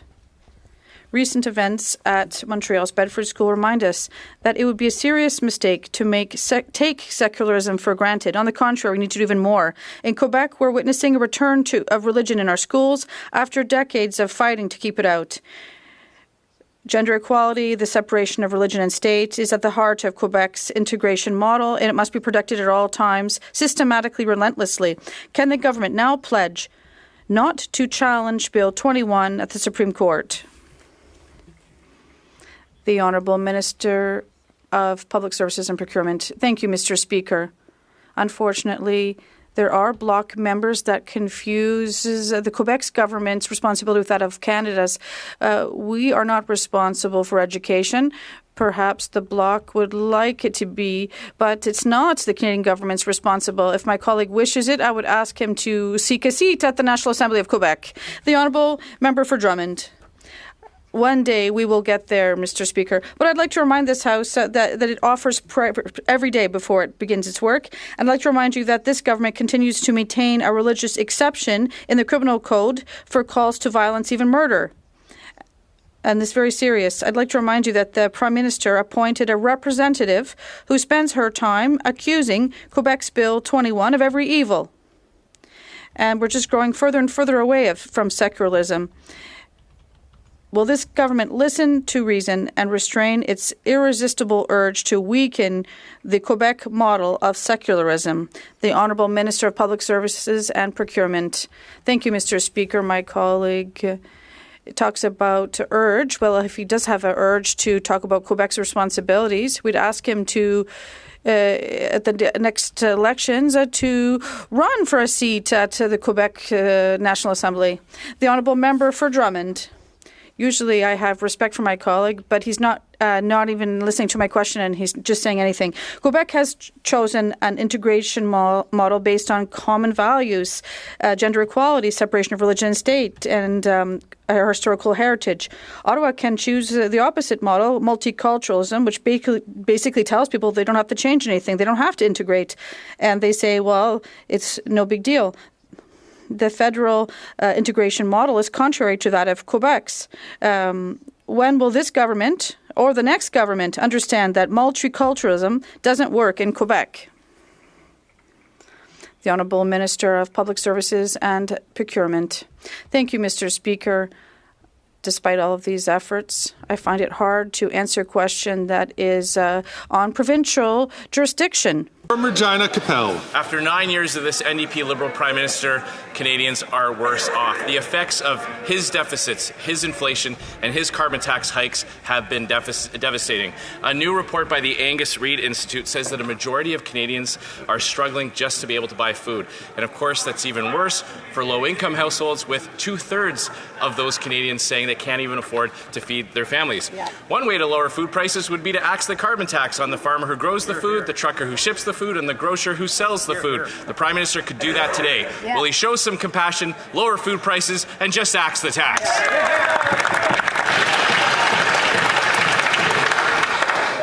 The Honourable Minister for Natural Resources and Energy. Thank you, Mr. Speaker. Every day we see the Conservatives get up in this House and tell mistruths. 8 out of 10 Canadians. Thank you, Sheila Hall, and welcome to the new members. We're trying to put out more content for the members. Welcome to the gang. It's amazing. Canadian families get more money back than they pay in the price on pollution. Of course, it is no surprise when you hear what their closest friends and allies have to say. Danielle Smith believes planes are spraying chemtrails.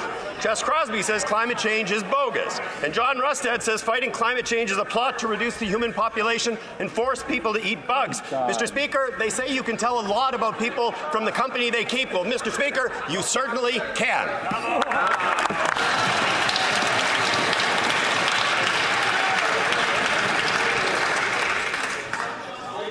Although the Honourable Minister did not make reference to a particular member, I encourage all members, please, to skate further away from the line, especially in regards to using that word. The Honourable Member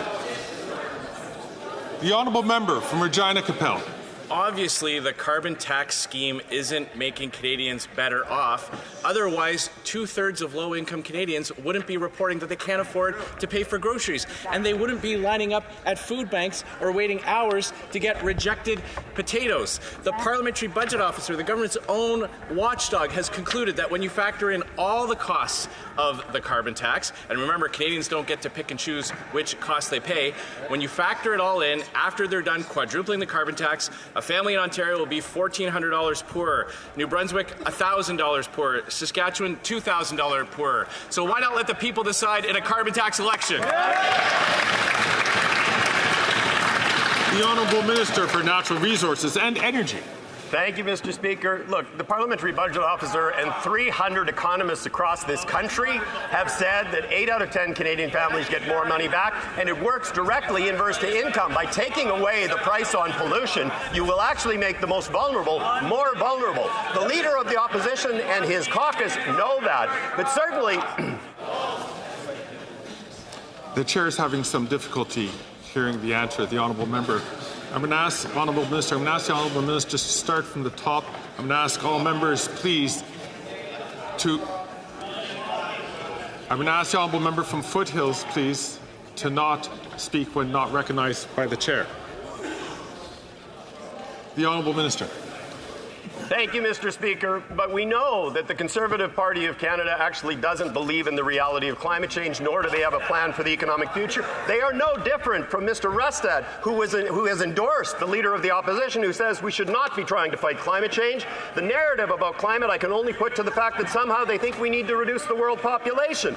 And many other candidates have essentially said we do not need to fight climate change. Well, Canadians know that climate change is real. Canadians know you need a plan for the future of the economy, and that is what is on this side of the House. Shame on you.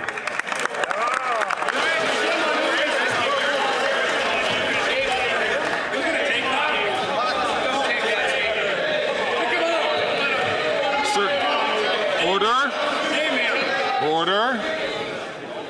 I can take some slings and arrows, but I'm certain the Honourable Member wasn't referring to the Speaker.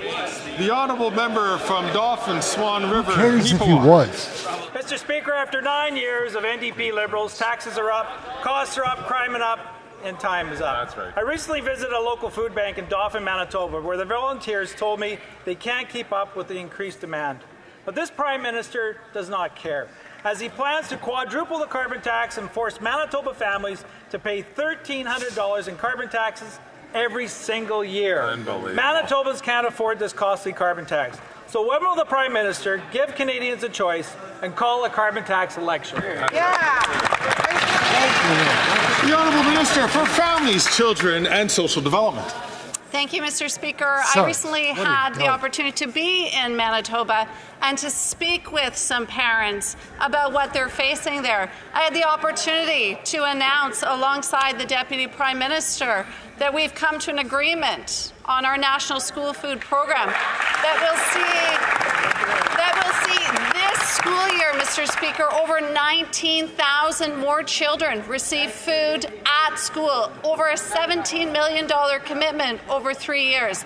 That's what we do on this side of the House to ensure that families are supported, Mr. Speaker.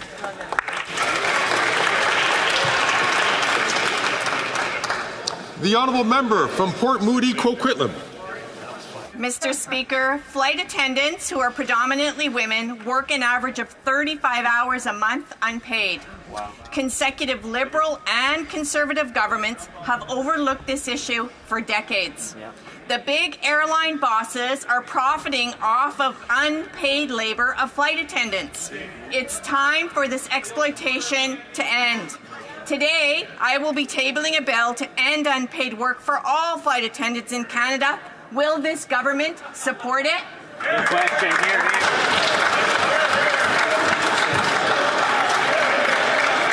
The Honourable Minister for Seniors and Labour.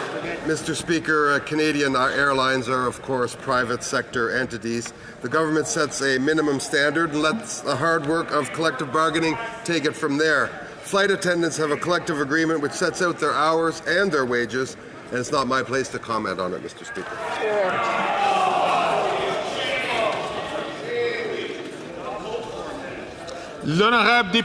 The Honourable Member for Rosemont-la-Petite-Patrie.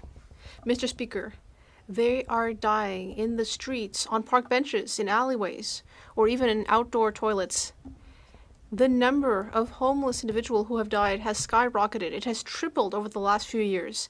And that's just the tip of the iceberg, because many of the deaths are not recorded. This housing crisis is killing people. And the Liberals and the Conservatives have let this crisis get worse in order to make big developers richer. They have placed profits above people. What will the Liberals do to house people and save lives? The Honourable Minister for the Economic Development of Quebec. My colleague and I both represent the eastern part of Montreal. And we see that there is a human crisis here. Unlike the Conservatives, who are exploiting this misery to score points, we on this side of the House will be working hard with municipalities to put a roof over everyone's head. The Honourable Member from Etobicoke Centre. Mr. Speaker, recently I spoke in this House about the growth of radical far-right movements. They've organized disinformation campaigns, impacted how some people and politicians treat others, and have led some politicians to act against the best interests of Canadians. Our government has said that Canada will stand with the Ukrainian people until they win. Ukraine must win because their victory is essential to Canada's security. There is a coordinated Russian campaign to spread disinformation, sow distrust, and encourage isolationism. Could the Minister of International Trade please share with us how Russian foreign interference is a threat to our support of Ukraine and to all Canadians?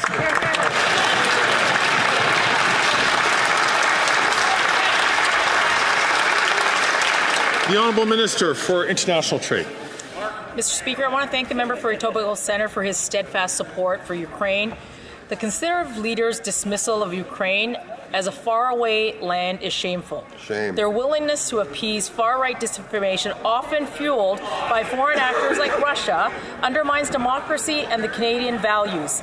Canadians deserve leadership that stands firmly against these dangerous influences. While Conservatives abandon Ukraine, on this side of the House, we will keep supporting Ukraine until they win this war. Thank you, Mr. Speaker. Again, I'm going to remind all members, please, to not take the floor when they are not recognized by the chair, so that the chair can listen and all members can hear the questions and the answers.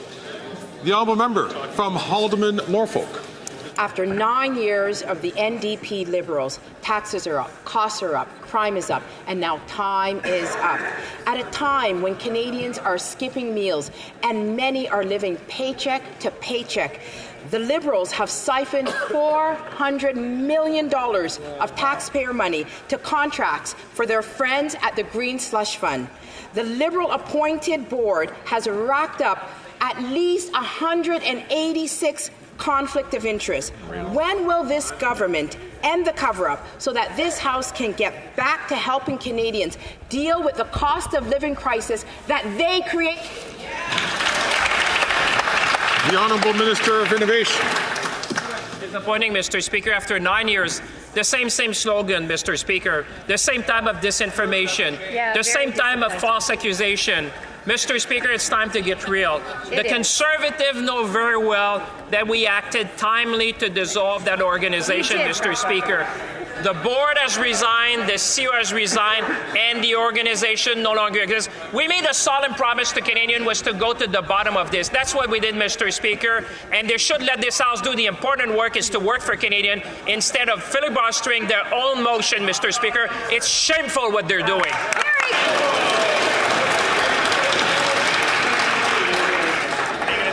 Order. The honourable member from Haldeman Norfolk.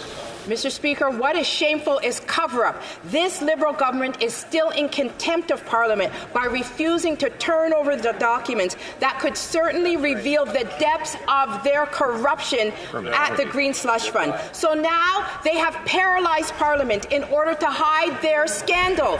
Meanwhile, Canadians are suffering through unprecedented food, crime, and housing crisis that they created. Will they finally turn over the documents today and give Canadians the answers that they deserve? That's right.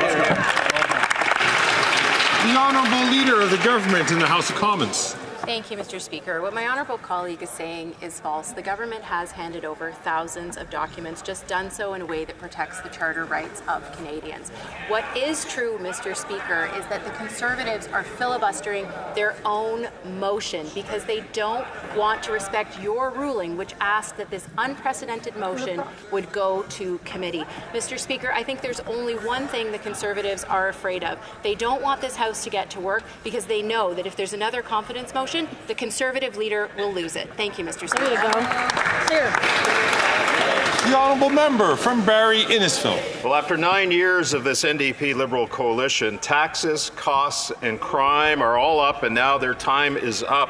After Liberal-appointed board members of SDTC were caught funneling $400 million tax dollars to 186 of their companies, why won't the NDP Liberals end the cover-up today by releasing the documents as Parliament ordered and that you agreed with, Mr. Speaker, so that there can be accountability for the obvious corruption and potential crimes that have taken place under this costly coalition? The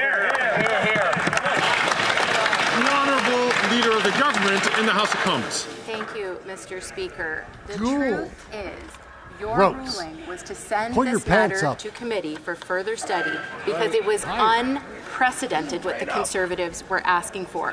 Mr. Speaker, we agree with your ruling. It is only the Conservatives who are obstructing their own obstruction because they don't want the truth to come out, which is that they are trying to abuse the extraordinary privileges they have to override the rights of Canadians. Thank you, Mr. Speaker. The honourable member from Barrie Innisfil. Well, the truth is that there is more proof there that these Liberals are not worth the cost, the crime, and the corruption. Here are the facts. 186 conflicts of interest took place. 400 million tax dollars were funneled to the companies of Liberal-appointed board members. You, Mr. Speaker, ruled that the evidence needs to be handed over unredacted as Parliament has demanded. Why are the NDP Liberals not releasing the documents? What and who are they covering up for? The Honourable Leader of the Government. It's typical for the Conservatives to omit the facts that are inconvenient to them because the fact of the matter is that we have provided thousands of pages of documents already, that we are respecting your ruling, which is to send this matter to committee. Did this bitch just say, like, the facts that are inconvenient for them? Such a condescending asshole. Karina Gould is an issue, guys. She's lying to your face right now in real time, crushing facts. My God, here's the crushing facts. You guys are hanging around 20% in the polls. You're toast. For further study, because I think, as all Canadians would appreciate and expect, they expect that police follow due process. They expect that parliamentarians support their rights. They would expect that parliamentarians don't try to abuse their extraordinary powers to go after their own partisan vendettas and attack Canadians. Thank you, Mr. Speaker. Good answer. The Honourable Member for Rivière du Nord. Mr. Speaker, as we speak, 3 vehicles have been set on fire in just 3 days in Ahuntsic. The federal government needs to realize that Quebec is now once again in a gang war with members that are younger and younger, practically child soldiers. This war is also costing innocent lives, like the lives of Léonore Géaudy and her 7-year-old daughter Vérane, who were collateral victims of criminal arson in Old Montreal on October 5th. And yet we're getting radio silence from Ottawa. What is this government waiting for? Why doesn't it crack down on these criminal gangs? The Honourable Minister of Public Safety. Mr. Speaker, on the contrary, we are not waiting. We are taking strong action. We are increasing staffing at the RCMP. We are investing in areas where the Conservatives cut, for example, in border services, and we are doing this in order to crack down on the criminal gangs. I had a very positive discussion with Minister Bonnardel during our federal provincial meeting last week. We agreed to continue working together. I will support him in what he's doing to ensure, for example, that drones cannot smuggle contraband into Quebec prisons. We will work together to do something about this. The Honourable Member. That's just not enough, Mr. Speaker. This gang warfare is affecting all of Quebec. In Montreal, 2 people died in an extortion-related arson case. In Frampton, a 14-year-old youth died, and it seems that it was because he was trying to attack the Hells Angels. Imagine that. In Quebec and in Quebec City and in maritime Quebec, it's been open warfare for months. On September 20th, Quebec police was warning other police agencies that this warfare could be even worse than in the 90s, and it's only gotten more serious since then. Does the government understand how bad things are getting? The Honourable Minister of Public Safety. Mr. Speaker, we understand that we need to protect the public in Quebec and elsewhere, and that's exactly what we're doing every day. I am very pleased to see that the RCMP is working with its Quebec partners, whether the Montreal Police, the Quebec Police, Quebec City Police. Mr. Duhem, the RCMP Commissioner, often talks to me about the fact that there are joint groups that are working hard to do something about gang warfare. We will continue to work hard, and I do believe that the Bloc Québécois should be supporting the federal government in this. The Honourable Member from Leeds, Grenville, Thousand Islands and Rideau Lakes. In another conflict of interest involving this Liberal government's de facto finance minister, we found out that he's been caught using his access to lobby governments to benefit himself and his company. It's carbon tax Carney's heat pump hustle. And he's claiming it's green policy, but his only policy is to line his pockets with green. And this Prime Minister is shielding him from Canada's conflict of interest laws and lobbying regulations after 9 years of these NDP Liberals. Taxes are up, costs are up, crime is up, and time is up. Will they just have carbon tax Carney testify at committee? The Honourable Leader of the Government in the House of Commons. Thank you, Mr. Speaker. Again, the Conservatives, when they have Canadians that oppose their policies, all they know how to do is attack them. Instead of respecting people and their differences of opinions, they go after them personally. Mr. Speaker, that's not how leaders in this country should act. Thank you, Mr. Speaker.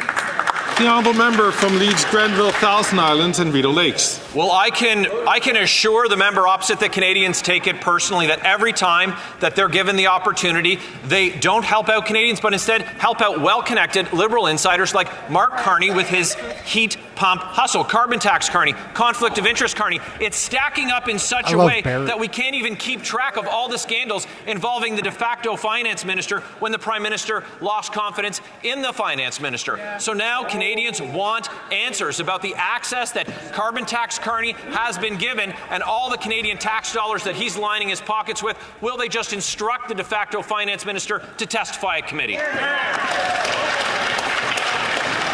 The Honourable Leader of the Government in the House of Commons. Mr. Speaker, again, there they go attacking private citizens, and it just goes to show anytime a Canadian citizen speaks up against them, what do? They go on the personal attack. But Mr. Speaker, I have a question for the Conservatives and the Conservative leader. Why will he get his security clearance, Mr. Speaker? It's a question Canadians across this country are asking because they want to know what and who is he trying to protect. Thank you, Mr. Speaker.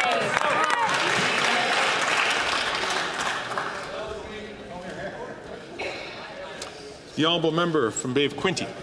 Mr. Speaker, after 9 years of this government, we have taxes up, we have costs up, times up, and credit card fees are up. And this government announced that they lowered credit fees, but this announcement flopped like a soggy pancake. Stripe, where Liberal leadership candidate Mark Carney sits on the board, said savings won't be passed on to consumers because of other rising costs. Wow, even Liberal insiders tied to oligopolies know that this government's announcements fall flat. What will these governments learn? It's not Carney Canadians need, it's competition, and a Prime Minister who will flip real results for Canadians and their families. The Honourable Leader of the Government in the House of Commons. Mr. Speaker, the question on Canadians' minds this week is why will the Leader of the Opposition not get his security clearance? That's right. Mr. Speaker, every Canadian is wondering, what is it that he is trying to hide, or what is it that he is trying to protect? It's an easy thing to do. All the other leaders in this place have done it. Why won't the Leader of the Opposition get his security clearance? Good question.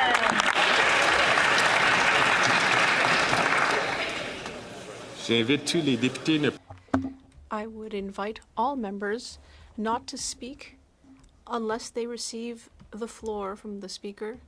I know that the member for Mégantic-l'Érable understands. I would invite all members, not just on one side of the House. I would invite all members not to speak up while another member is asking a question or answering a question. From Brampton South. Mr. Speaker, the events of the past year and the announcement last week have shaken many Canadians, particularly those in Indo-Canadians and Sikh communities.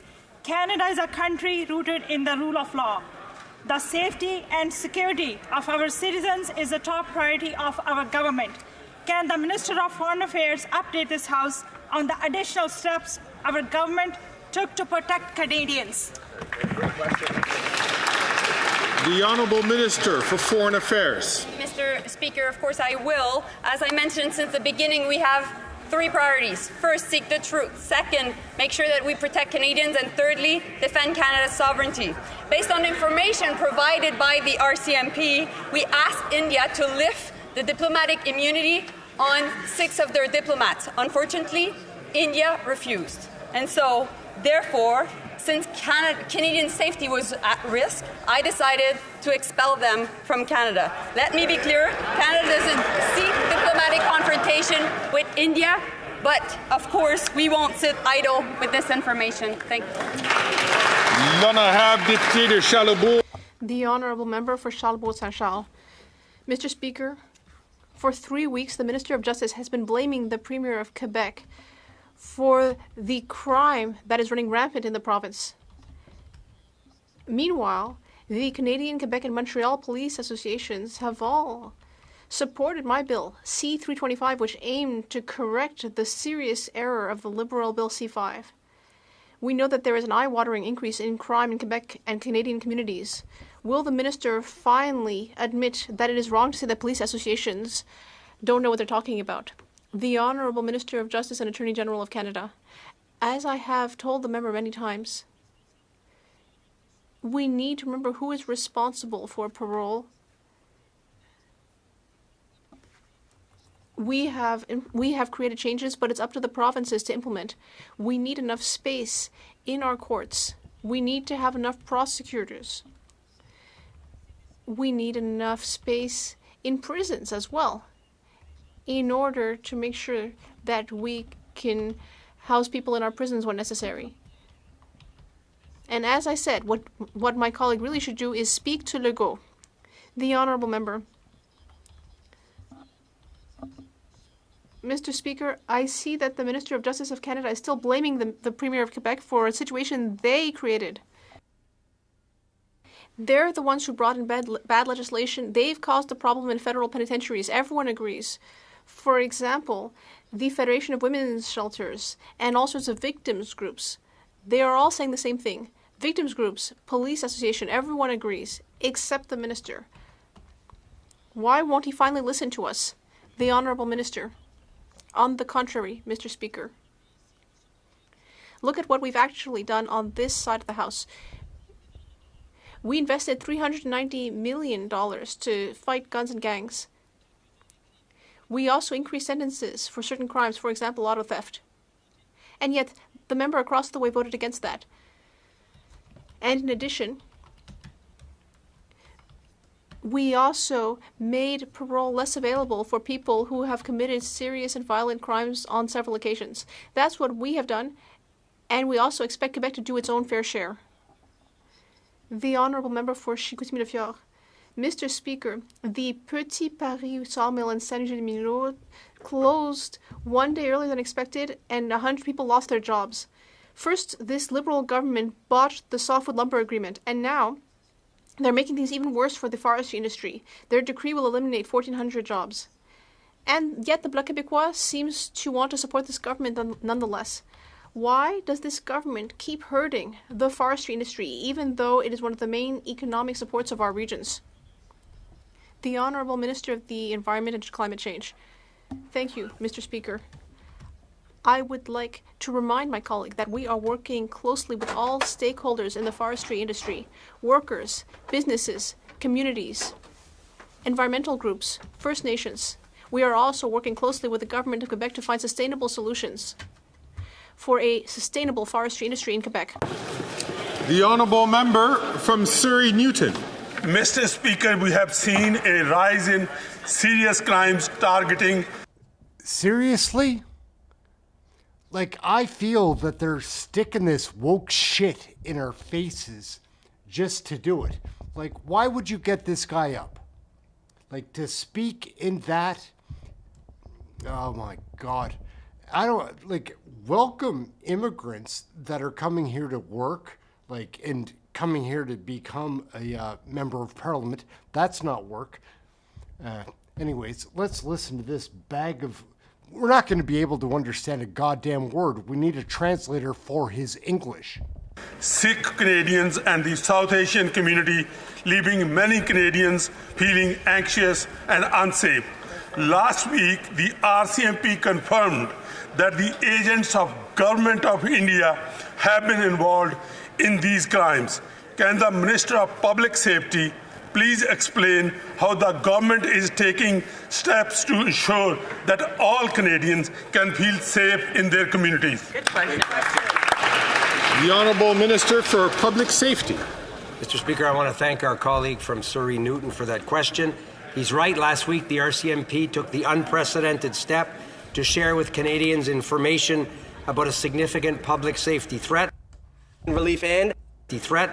The alleged actions are a grave violation of Canada's sovereignty and the rule of law. We stand with the Sikh community, the South Asian community, in terms of assuring their safety. I want to thank all of those involved in this complex investigation.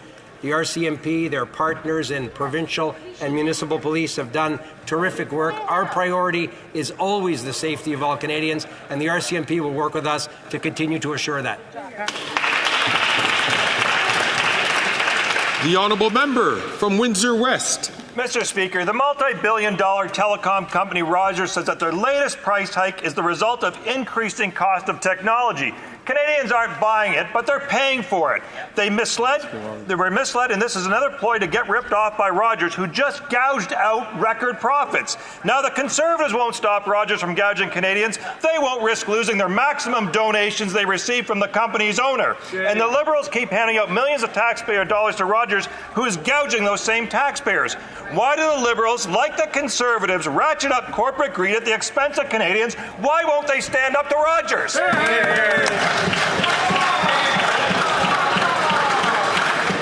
The Honourable Minister for Innovation. A lot of members here will take lessons from the NDP about standing up for what's right, Mr. Speaker. On this side of the House, we stand up for Canadians.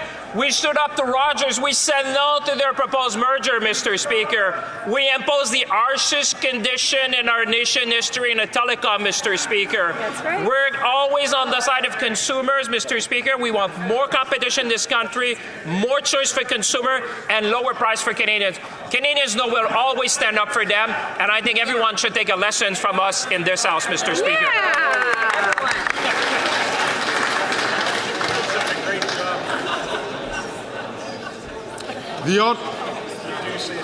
À l'ordre, order. The honourable member from Kitchener Centre. Mr. Speaker, last week an IDF missile strike burned Palestinians alive at a hospital tent camp. This escalation of what the University Network for Human Rights has called a genocide only emboldens Hamas and does nothing to return hostages. Canada's focus must be on achieving peace, including a true arms embargo, advocating for Israel to allow humanitarian relief in, and for an end to the occupation of Palestinian territories. When will this government's actions align with their words when they say never again? Hear, hear. The Honourable Minister for Foreign Affairs. Speaker, the situation in Gaza is absolutely catastrophic. Too many innocent children, women, people have died. And so that is why we need the violence to stop. We need a ceasefire that is supported by the UN Security Council, including the US. We need hostages to come back home. Their family needs to be able to see them, to love them. And in the end, we need more humanitarian aid going into Gaza. And this government works on this every single day. Thank you.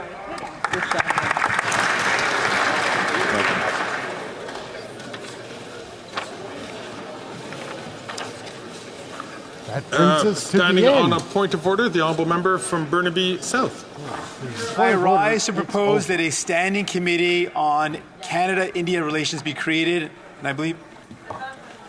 Honourable member, we will get to the those points in just a second. Anyone was raising a point of... Good. I wish to inform the House that the volume of the earpieces will be reset. I wish to inform the House that the volume of the earpieces will now be So, gang, we're going to wrap up. What a great show. Thank you all for tuning in. Like, question period is kind of where it happens. It seems to be like that's the biggest pageant anyways. I personally think it happens in committees, but the big show is this question period. And we're here every day covering it. I'd like to thank Lefty Louie for hanging out, checking out some people that are leaning for change, which isn't towards the left, Louie. Like, I've seen your videos. We showed a couple of them on here. And hang out in this chat room. See what real Canadians are thinking. Like, I see the response to your channel. There's a reason for that. It's because you're of the wrong opinion. Whatever they're showing you on CBC, don't base it on that. Base it on what people are really thinking. When I started doing this show, I had no idea. I just started doing this and the audience came in and I was watching and we figured out, like, from watching in context what is happening, that we're on the same side and that we need change. Can't watch CBC, CTV, global media, like, for a couple of minutes, come on here, do a video and think you're informed. Watch this shit in context. You will see that Chrystia Freeland is a liar. Karina Gould is a devil. Justin Trudeau's a terrorist. Like, he is. He harbors terrorists. What would you call that? Like, gives them sanctuary, calls them citizens. This Naveed that got killed, he was looked for, or pursued by the Indian government as a terrorist. Trudeau gave him citizenship. And now they're saying that India crossed lines by taking him out on our soil. No, they didn't. They gave you the heads up and you're trying to make a big deal out of this. They're a conservative government in India as well. Like, in case people don't know, I did some research on India over the last number of days, and they have right now a conservative minority government led by what the previous 2 terms before that had been majorities. They're in there for a 3rd term, hard to get a 3rd term majority. They run a as legitimate a government as we run here. Anyways, that's my ramble. Thank you all so much for watching. We're going to get out of here. I do have some pieces to show. I don't expect my moderators to watch the rest of this, but they might want to. I showed a piece of this earlier, and we're going to try to pick it up This is just the way that I am when I talk to people and I'm out there in the world. This is it. Get it back. I think it's right. So gang, yeah. This is just me having conversation. No. Okay. We're out, guys. Have a great day. I'm gonna jam that sandwich in there. And probably put the phone in her pocket. Just walk home. How are we gonna do it?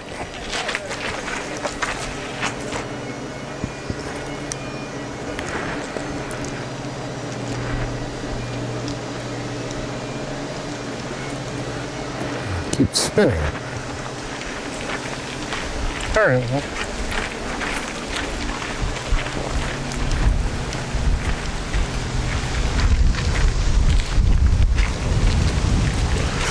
We won't spin down by the waterfront this time. I am curious to see how the two cameras work together. If we can sync those up. The golf cart is really hard to steer. This is very easy to steer, but it seems to follow the golf cart. And the golf cart wants to lean down. So we've got a couple of things to figure out for sure, but we'll figure those out. Maybe put this on top of there and point the other way or something, like.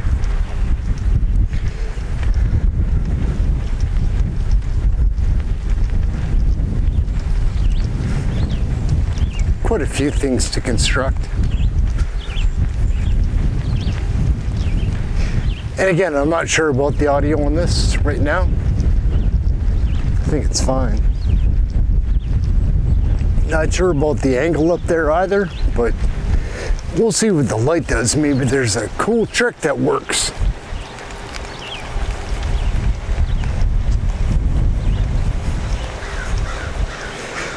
We will see.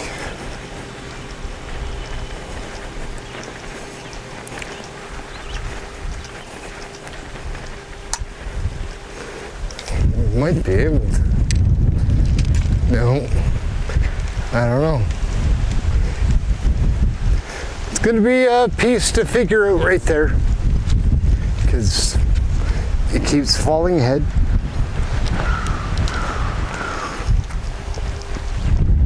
So that's not great for light, and it's very, very, very triangular for steering.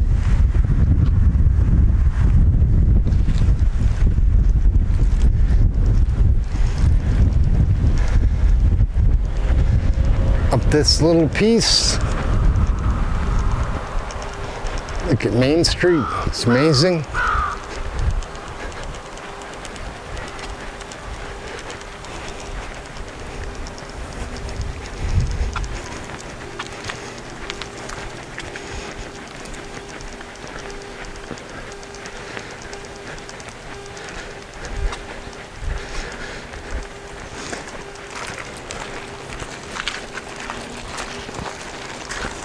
What's up, gentlemen? What's up, what's up, what's up? Good, how are you? Good, good.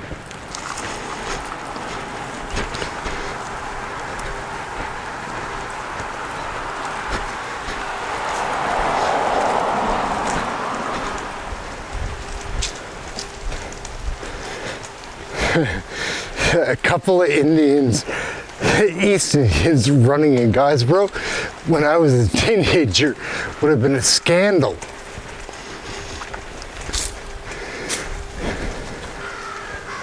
What a time to be back. And we are back. This is it. Picked up some food.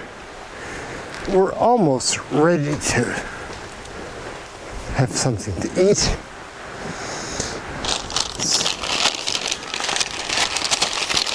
Get this in the house. We're out, I think. I think our leader, Trudeau, I don't think I've ever heard him say a true word. Oh, hello. Do you have a warrant to be here? Oh, yeah. It's time for a change in this country, my friends. A real change. Wiggle and squirm as you might, it is really hard to put lipstick on a pig. When I'm Prime Minister, I will keep my promises. WTF. Here. I know this place is where I am. No other place is better than. No matter where I go, I am proud to be Canadian. I am, you know I am. The one step work.